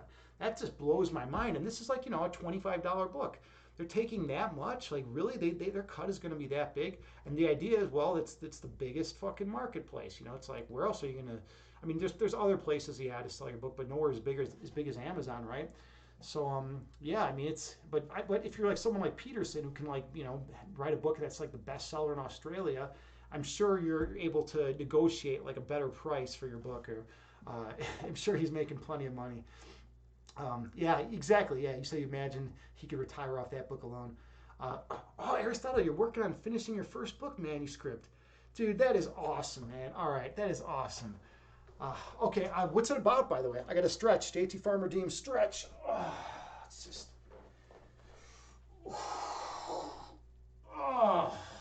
It's important to stretch out. Like, we all have different kinds of stretching we do. I like to incorporate like a lot of the Qigong yoga movements and Tai Chi, just to kind of limber things up. When you're sitting for a long time, it's just, your body just kind of stiffens up. I don't like that shit. Like, I don't understand. There are some dudes and chicks out there that can sit for like, I just sat for like 12 hours straight and I feel fine. Like, I was able just to like focus on the screen. I was sitting for... I gotta get up. I gotta get up and move around and like stretch out my body. I don't know how these people do it. It's like they're literally like fucking machines. They can just like sit there for 12 hours. Like, how the fuck do you do that, right? Yeah. I'm happy. By the way, thank you for redeeming stretch, JT. I needed that. All right. Let's see. Aristotle, you say Peterson almost certainly made six figures on a scholarly advance, and then he probably got a very small percentage of profits. Yeah. Oh, okay. So that's how they do it. They give you the money up front, and then you get maybe like 1% or a couple percent or something like that. Okay, that's fair, right? I mean, well, he sells, right? He sells, but if Peterson touches anything, he's there's a certain percentage of the population that's just going to buy it, right? He's like King Midas, right? to a certain extent. So yeah, if you have someone that you know they're going to sell, just give them the fucking money, and then they'll make a, and it's like, all right, we'll give you like 2% of whatever sells. Chad, guy, you were talking about Elden Ring, dude. Elden Ring is all the rage these days. I have not played it. I've watched some streamers that I like playing it, but I have not played it. I actually just got back big into Diablo 3. I know that's like an old school game and all that, but Diablo, it's still around. They're still making new seasons and shit like that. And I just got back into that. I never I never got like super intense into it previously, but I figured, you know what, I'll finally at least get the expansion and beat the game, in its entirety, right? So I just beat, I think his name was Malthius. He was like the final guy in the expansion version. And that was cool. That felt good. That was like yesterday. I beat that. It's a fun game, but at the same time, it's like, at the end of I'm using a wizard. That's my character. At the end of the day, you're just going around and you're clicking on dudes and like, killing them and like, acquiring their shit, right? So it's like, I don't know. But it's fun. It's like a nice game where you don't have to think a ton. Sometimes you don't want to like think a tremendous amount. You just want to fucking play something and not have to like, really like, be like calculating. I'm a chess guy, right? So it's like, if I want to play a game of chess, I got to be with it. I can't be like, oh, I'll just like half-ass it because I'll just get smoked. Because my rating's so high, I'm going to be playing someone who's fucking really good. That's the one thing about having playing a lot and having a high rating. Every game you fucking play is against a tough opponent. Unless I want to like smurf an account and go on and beat up a bunch of noobs. But like I always feel like weird doing that. It's like that just seems kind of not really in good spirit, I guess you could say. Sometimes if I want to have an easy competition, what I'll do is I'll go in there and I'll like tell the guy, I'll be like, hey, you know what? At the end of the game, I'm just gonna leave, and so like stick around, don't resign. I'll give you the points because then at least like, they're gonna get the points. They're not gonna have any deductions, and I can like have like a fun, easy, relaxing game. Or also play unrated games. You always got that too. Hey, look who's here. Okay, we got two. We got two celebrities in here. We got One Sluggy. Good to see you, bro. Good to see you. How are you, man? Definitely check out One Sluggy. He's a streamer here on Twitch. Also, a very important part of the community here for Evolve Yourself TV. Really nice, awesome dude. He's just a really, really authentic guy. Really cool, laid back guy. He does all sorts of gaming streams. And then so check him out and drop him a follow. And then we got Last Night's Ghost here. She is amazing. Wow, dude. Last Night's Ghost. We've known each other now for quite some time. Like, how long has it been? I mean, I don't even remember how we got introduced. Do you remember? It's kind of interesting. Did you come in this channel, or did I go to your channel? Did I go to one of your streams? And like, I wonder who introduced us, or did it? Oh, Kittens. There we go. There we go. Yeah. Our buddy, our mutual friend, Kittens Kung Fu. One of the maybe he's like maybe my favorite streamer on Twitch. This guy is just incredible. He's my Chi-Town brother. He's from Chicago. He's into qigong. He's into martial arts, and he is so powerful. He's into powerlifting. He's into the internal energy arts. He streams. He's got an awesome cat. He's just like a really awesome dude. He introduced us. Okay, good. Yeah, I missed that guy. He doesn't stream as much as he used to.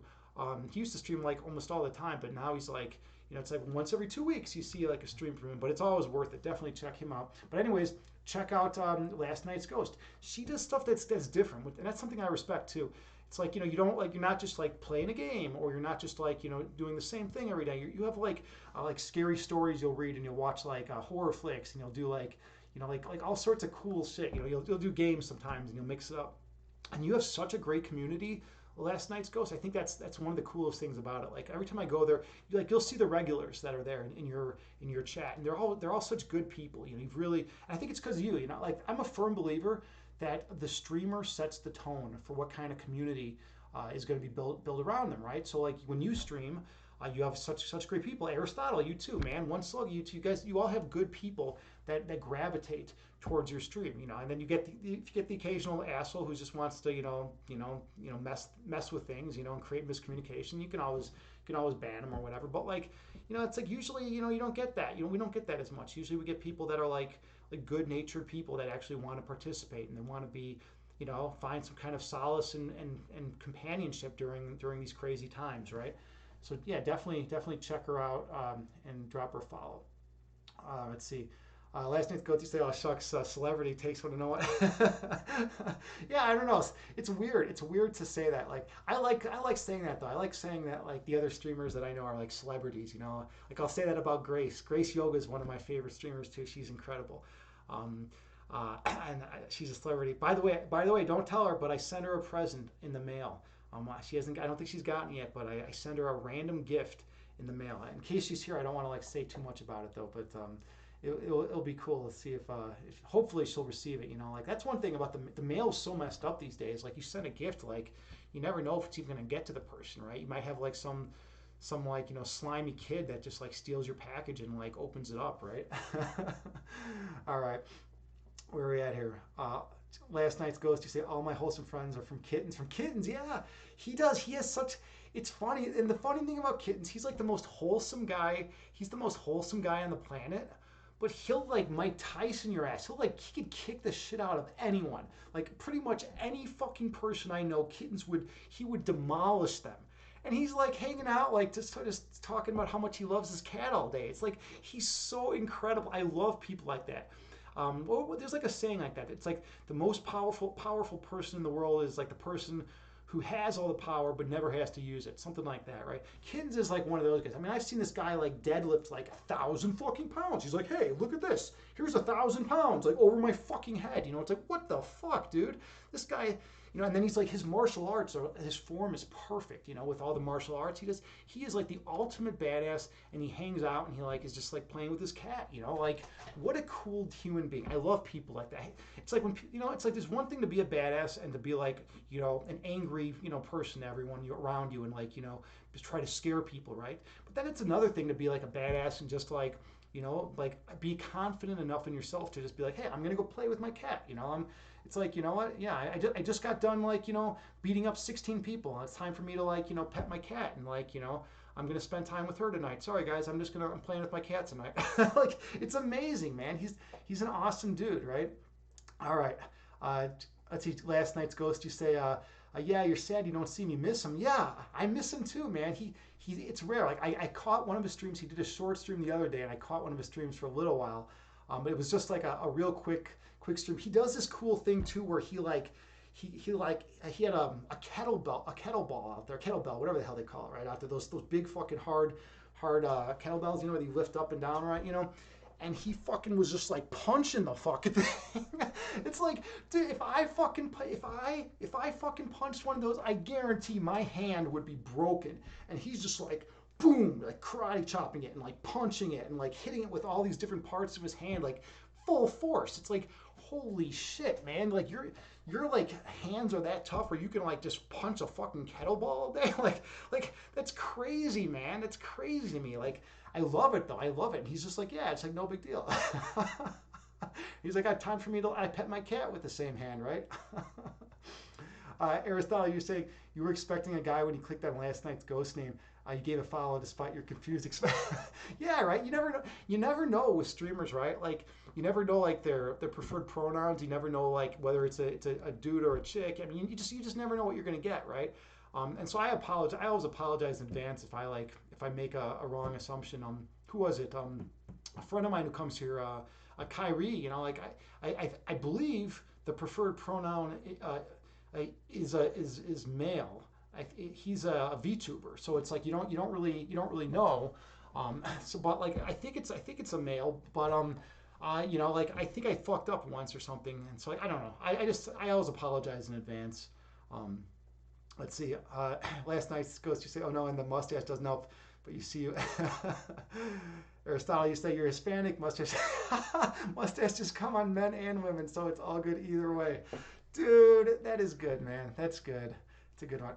All right, late bloomer. Did you miss? Okay, so grateful that you're here. You did not miss the meditation. Sorry, we've been chatting up a storm. We're actually going to hop into the meditation real soon. So basically, I got some amazing people in chat today. I got JT Farms, Aristotle, last night's Ghost, One Slug. I got just some incredible people, Chad guy, in chat today. So we've been having an awesome conversation. So we've pushed it back a little bit. So we will be getting the meditation very shortly, though. Welcome. It's good to see you here. How's everything going with you today? All right. JT, say yeah, just in time for meditation. Yeah, we'll absolutely be in there. All right. And then last night you say, uh, the spanking of the iron bag. Yeah, have you seen his handle? I know he's got those like intense martial art hands, right? He's Kittens is a beast. He's an absolute beast, and he's also the nicest guy you know. Last night you say you're the worst with pronouns. Yeah, I know. It's tough, you know. It's tough with pronouns these days. I try my best. That's all I can do, you know. I can try my best to get things right. I have like a list of people's names and like the correct pronoun that they prefer. But we fuck up, right? Especially like if someone who wants who has like who prefers a male pronoun, like all actually wants or has a name that sounds like very feminine. Like sometimes it's like, oh well, you'll slip up, right? But it's or vice versa, right? But we do the best we can. That's all we can do. All right. Oh, Aristotle, thanks for the alert, man. Thank you so much for stopping by. I appreciate the awesome conversation. You always bring a lot, and I always enjoy spending time in your streams too. So thank you, man. All right. Last night's ghost, you say there is that pronoun extension on Twitch, Agni. A pronoun extension? That is something I definitely need to look up. I didn't know anything about what that means. What does everyone have like their pronoun in it or something? You get the extension and it automatically will say. That's cool. That's really cool. This reminds me to activate it and get that pronoun thing working. Wow, dude, that is badass. Yeah, I'm gonna get that. Okay, late bloomer, you say you have a client who wants to be addressed by their name only, and it seems normal, but it throws you off. Yeah, absolutely, right? Yeah, it's tough. It's tough, right? And we're human. We're gonna slip up, right? Especially because I mean, this is all kind of relatively new, right? Like this is what going on. I'm not talking about the preferred pronouns thing. I'm talking about like, just everything being so like out there in the open, right? Usually, it was like, you guys all know what I mean. All right, and the last night's ghost, you say, it will show the pronoun along our names. The chatter just needs to simple log it as their preference online. Beautiful. All right, I'm gonna get that. That will help a lot. Um, okay, so late bloomer and everyone else out there, I always come out real intense and I'm like, I have a lot of energy. And then we slow things down.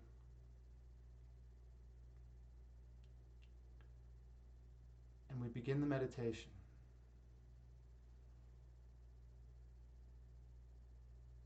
So find a comfortable seated position.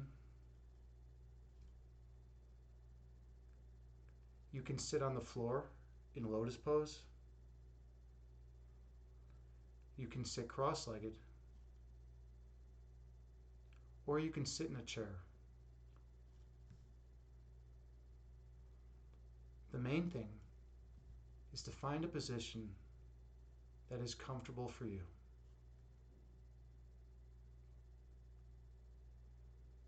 And then gently close your eyes and take a few slow, deep breaths on your own.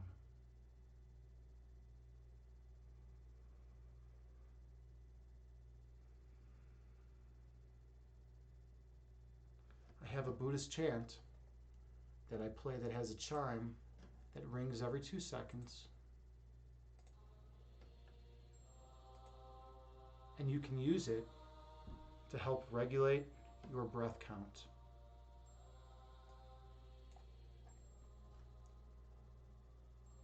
So take a few more slow, deep breaths on your own while maintaining good posture.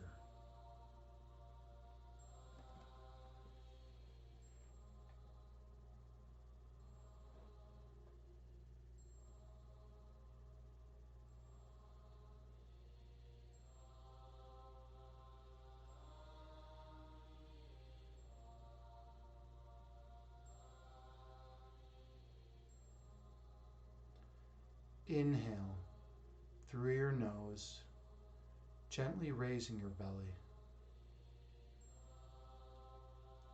Exhale through your mouth, gently lowering your belly. Breathe in through your nose, gently raising your abdomen. Breathe out through your mouth, gently lowering your abdomen. Focus on your breath.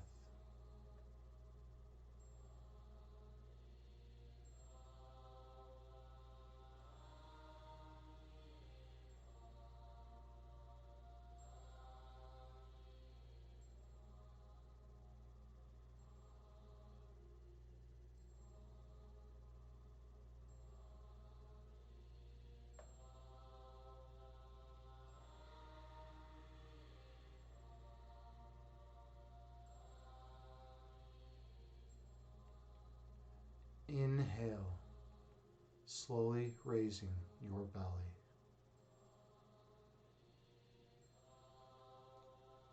Exhale, slowly lowering your belly.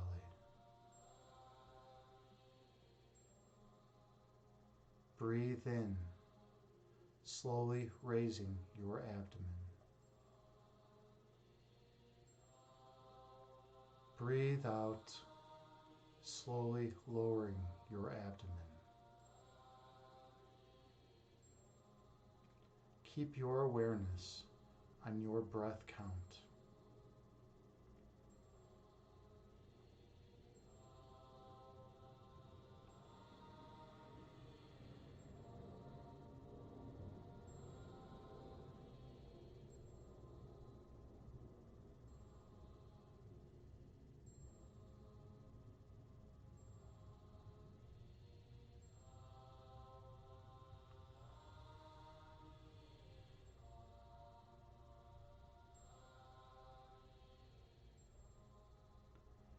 Inhale.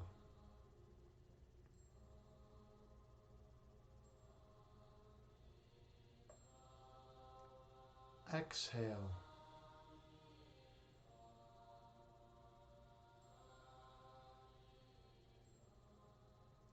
Breathe in.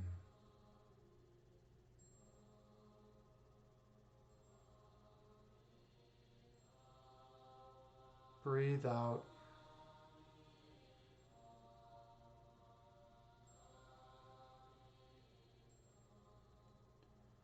The breath calms the body, and the body calms the mind.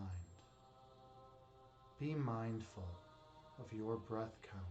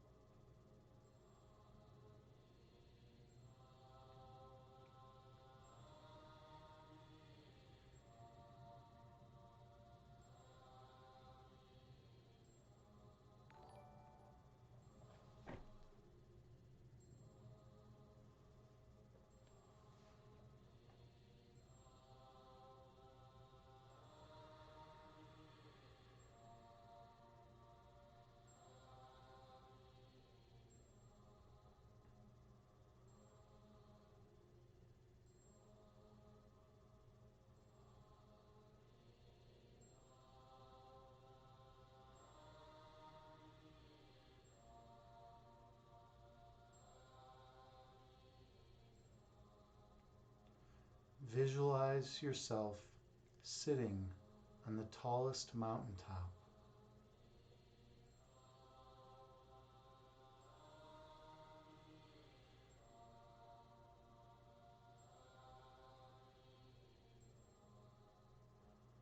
Watching the clouds float through the sky beneath you.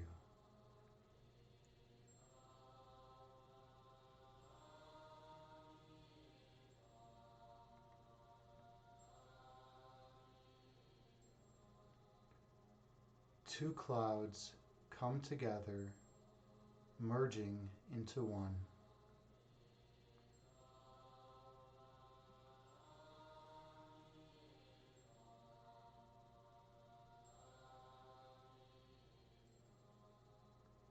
And one cloud stretches apart, separating into two.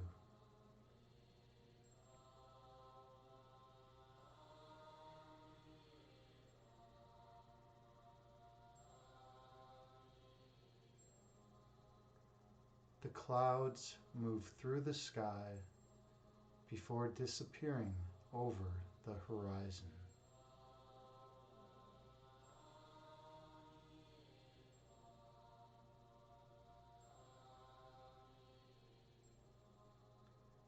These clouds are like your thoughts.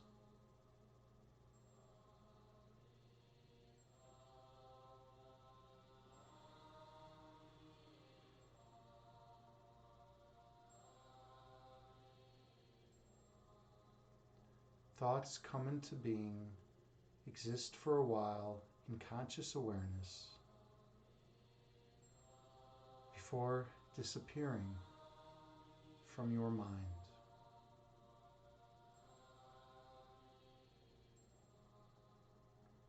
That is the nature of human thought.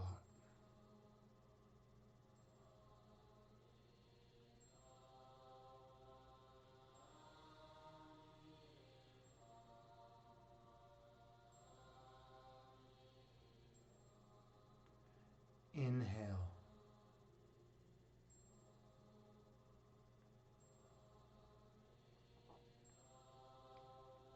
Exhale, releasing all that does not serve you well. Breathe in.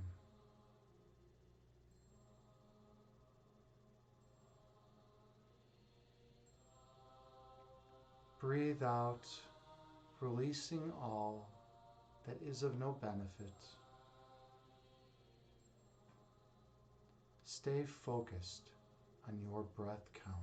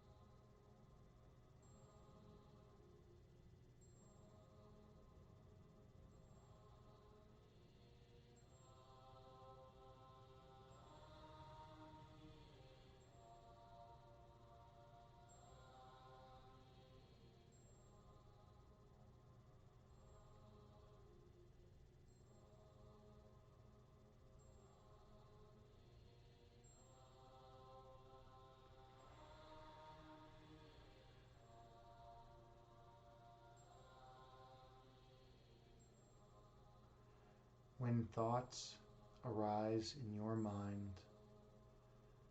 visualize them as clouds floating through the sky before disappearing over the horizon.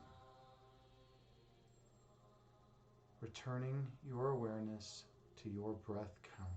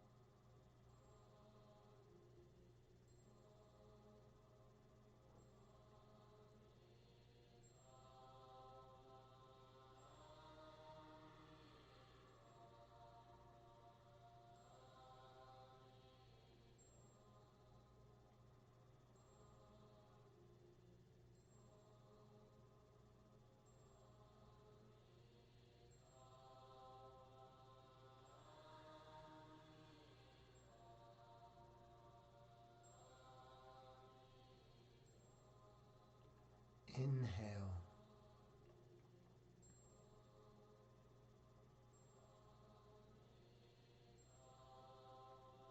Exhale.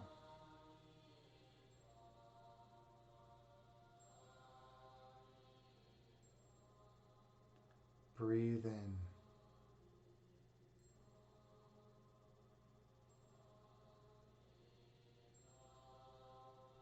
Breathe out.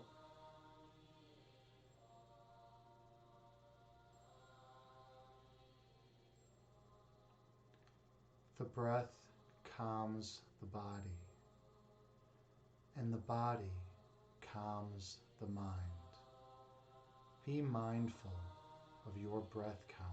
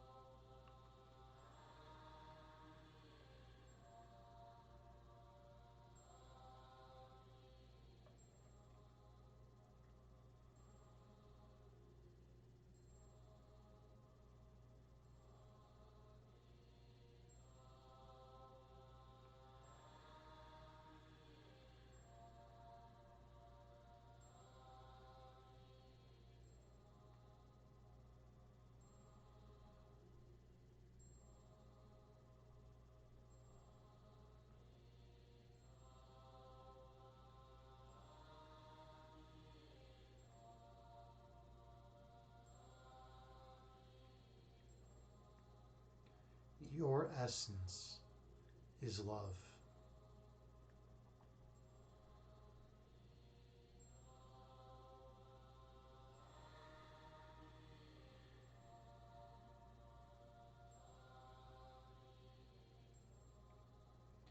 Your love is manifested as light.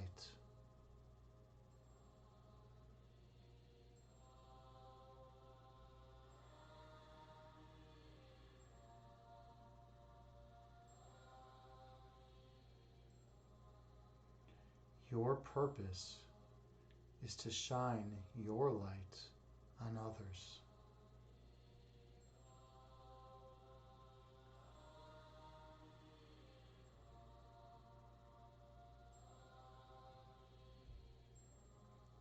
Awakening the inner light within them.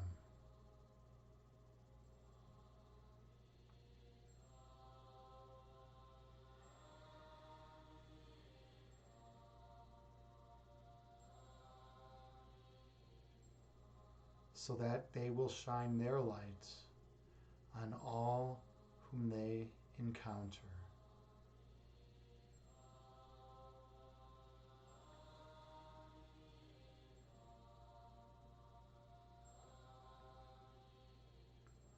Until all of creation is glowing radiantly as one once again.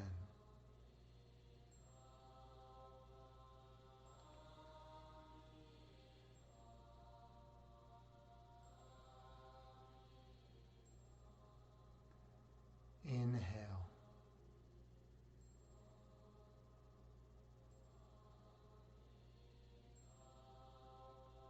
Exhale, releasing all that is of no benefit. Breathe in.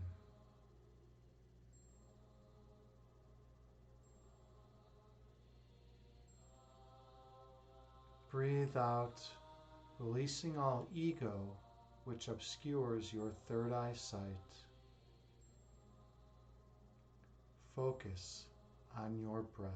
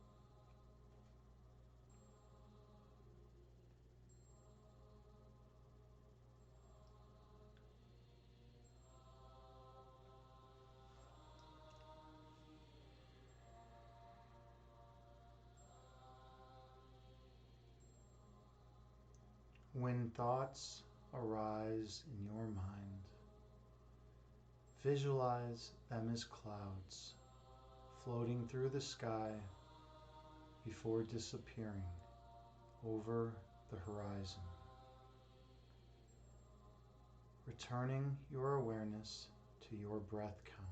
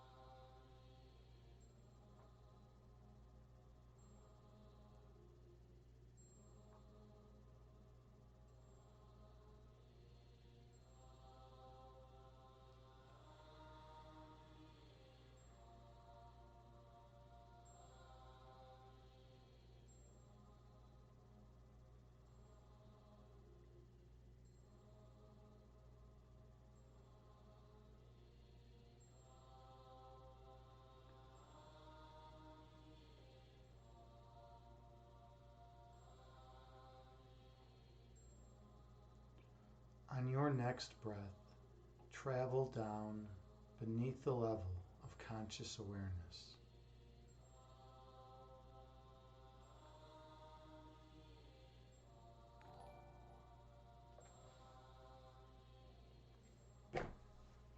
Go to the region of your heart chakra.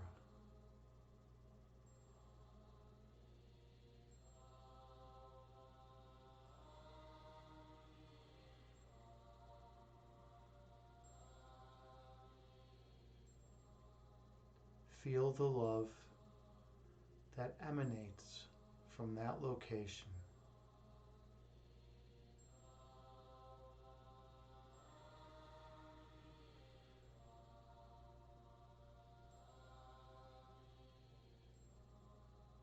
And the warmth surrounding your love.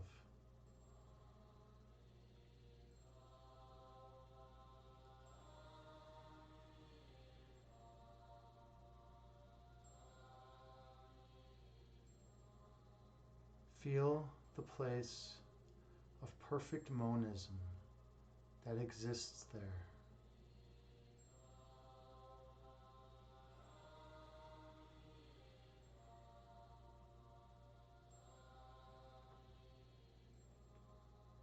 In this place, opposites cannot enter.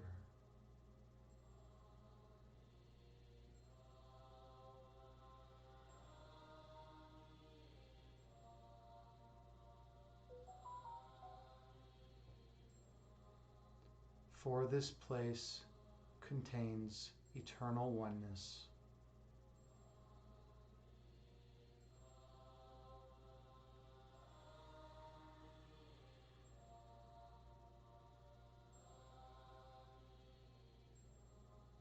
And what is one can never be two.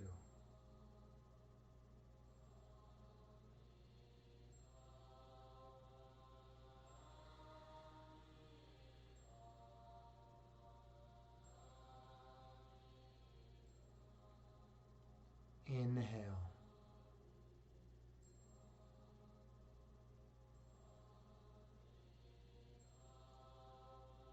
Exhale, releasing all stress and tension from your body.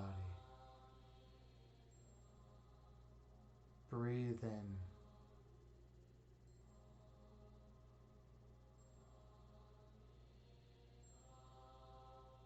Breathe out, releasing all stress and tension from your mind. Focus on your breath.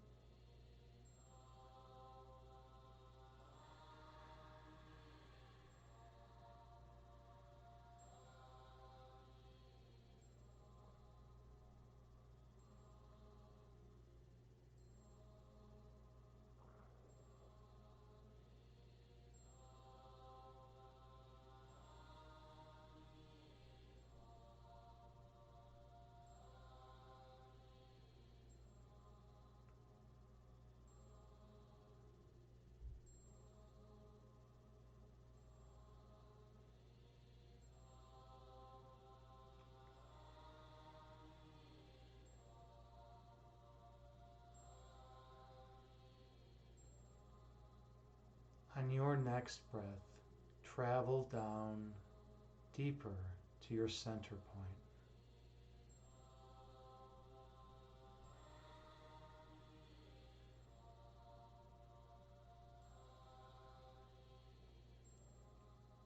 Go to the place where thought cannot enter.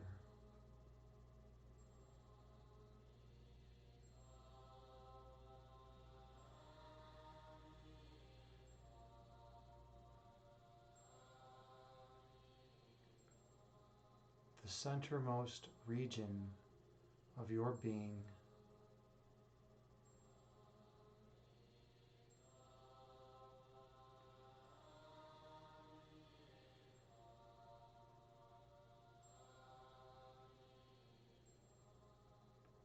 the place of pure love.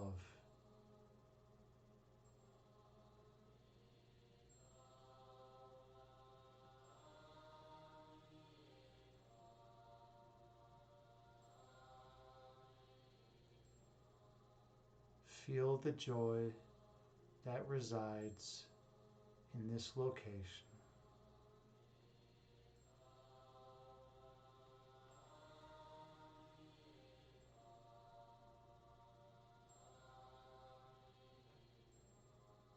Feel the oneness with all of creation.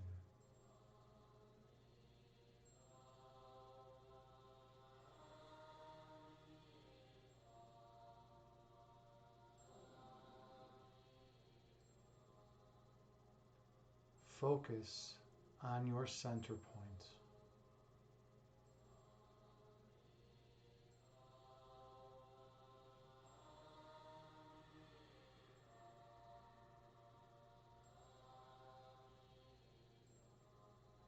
And when you're ready, go on through.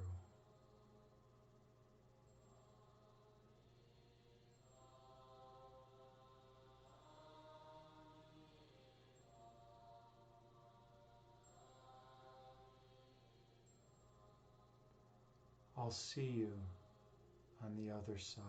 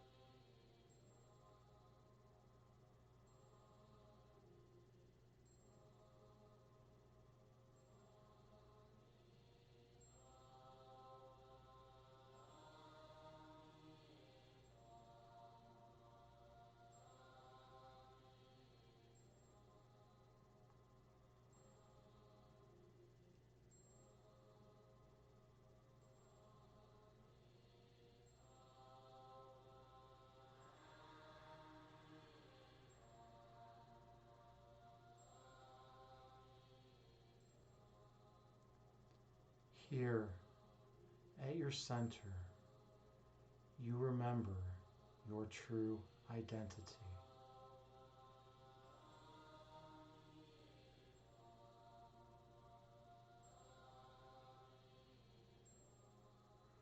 At your center point, you remember how you came to be.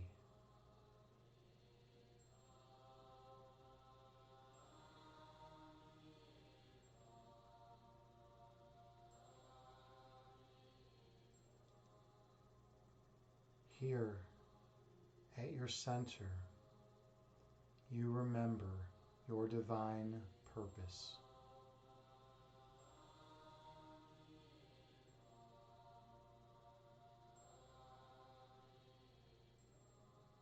For at your center, true nature unfolds.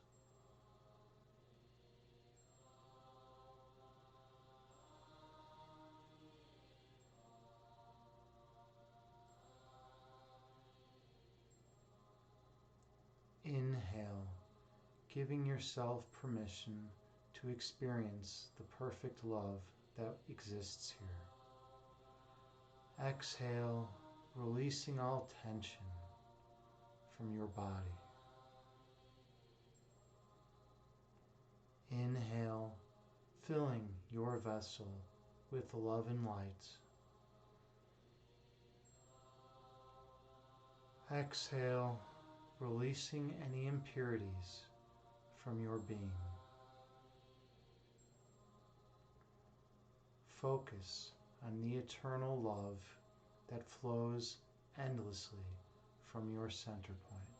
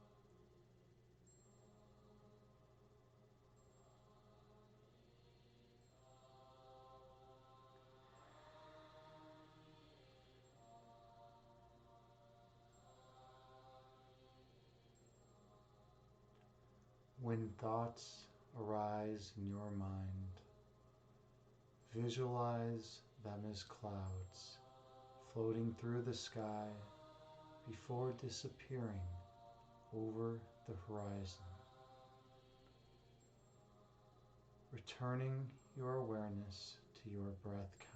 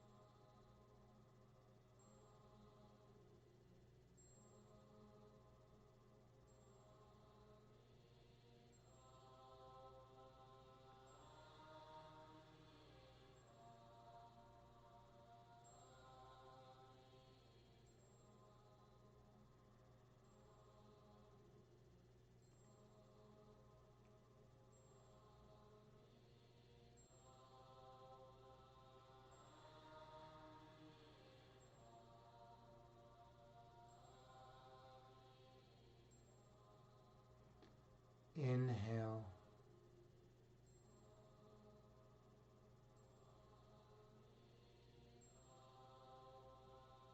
Exhale, releasing all anxiety from your being.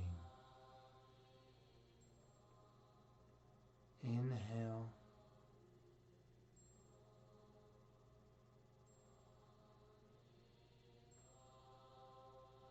Exhale, releasing all fear and worry from your mind. Breathe in.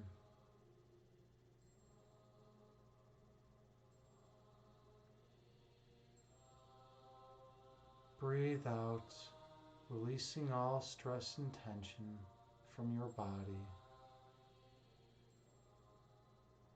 Breathe in.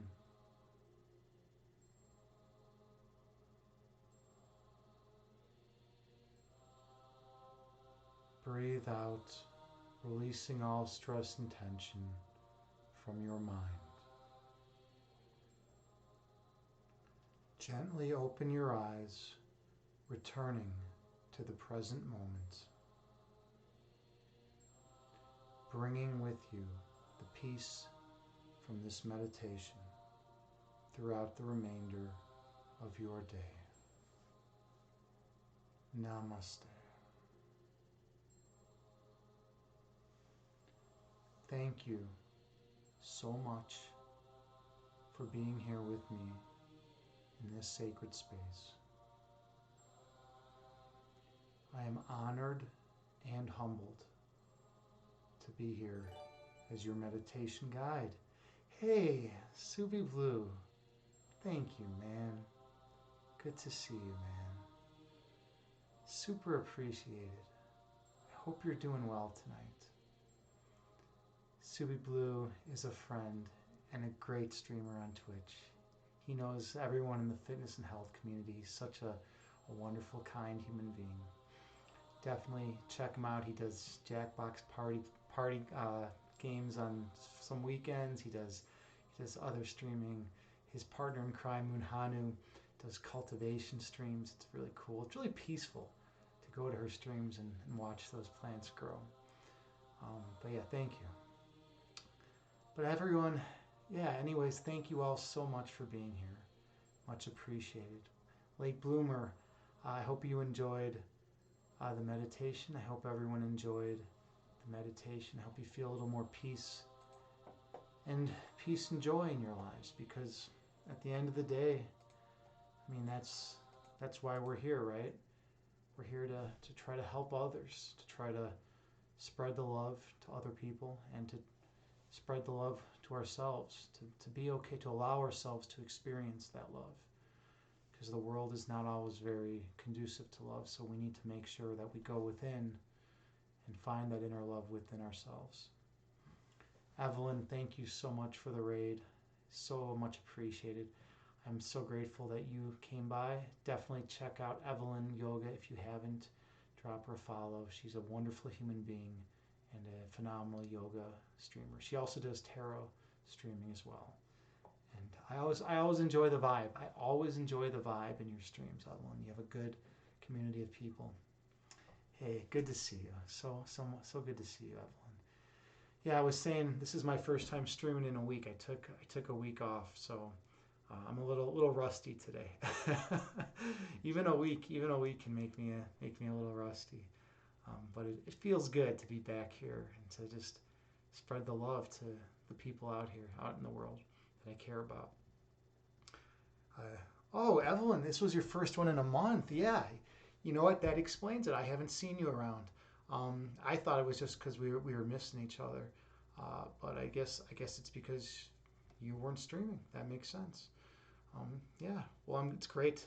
Yeah, you said you felt like it was new again, like you were new again. Yeah, it's weird, right? Taking time off. I mean, it's just a weird feeling, right? And then you come back and you're like, wait, what am I doing here? How do I work OBS Studio? Like, what's going on here? We had some good philosophical talk. We had a good crew in here before the meditation, and we did a lot of chat and good stuff. But anyways, let me say to everyone, if you haven't hit that follow button, hit that follow button. It supports the stream.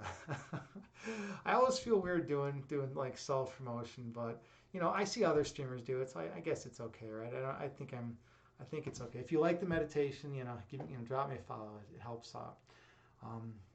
You say, Evelyn, that's exactly what happened. LOL. Yeah, right. It's like, what's going on? How do I do this stuff? Like, how do I do shout outs? Like, wait, what's going on here? Yeah, I have all my auto shout outs, and so everyone should have gotten an auto shout out. I think Evelyn, hopefully you got one. Hopefully it was working. I never know if this shit works or not. Late bloomer, you said the positive energy was needed. Thank you. Oh, thank you so much. Thank you. JT and last night's ghost. Yeah, we had a wonderful crew today. Okay, well, it's time to raid someone. It is time to spread the love and take our wonderful community and see who's out there. So let's see who's available. Let's see. Ooh. All right. We haven't raided her in a while. We haven't raided one of my friends in a while. She is a musician and just a comedian too. She's really funny, and she does a lot for the mental health community. She promotes mental health awareness, and she's just a wonderful human being. Evelyn, she's from Australia, so I don't know if she's in a different province than you, but we're gonna raid Mary Amber. And I think she was actually like one of the top ping pong players in your country at one point. It's kind of a weird thing to be known for, but yeah, she can play some mad ping pong. She's got mad ping pong skills. So definitely check her out, drop her follow, come with me for the raid at least and say hi. I love you all unconditionally. Thank you so much. Everyone that supported the channel, everyone that was just here, thank you all. Namaste.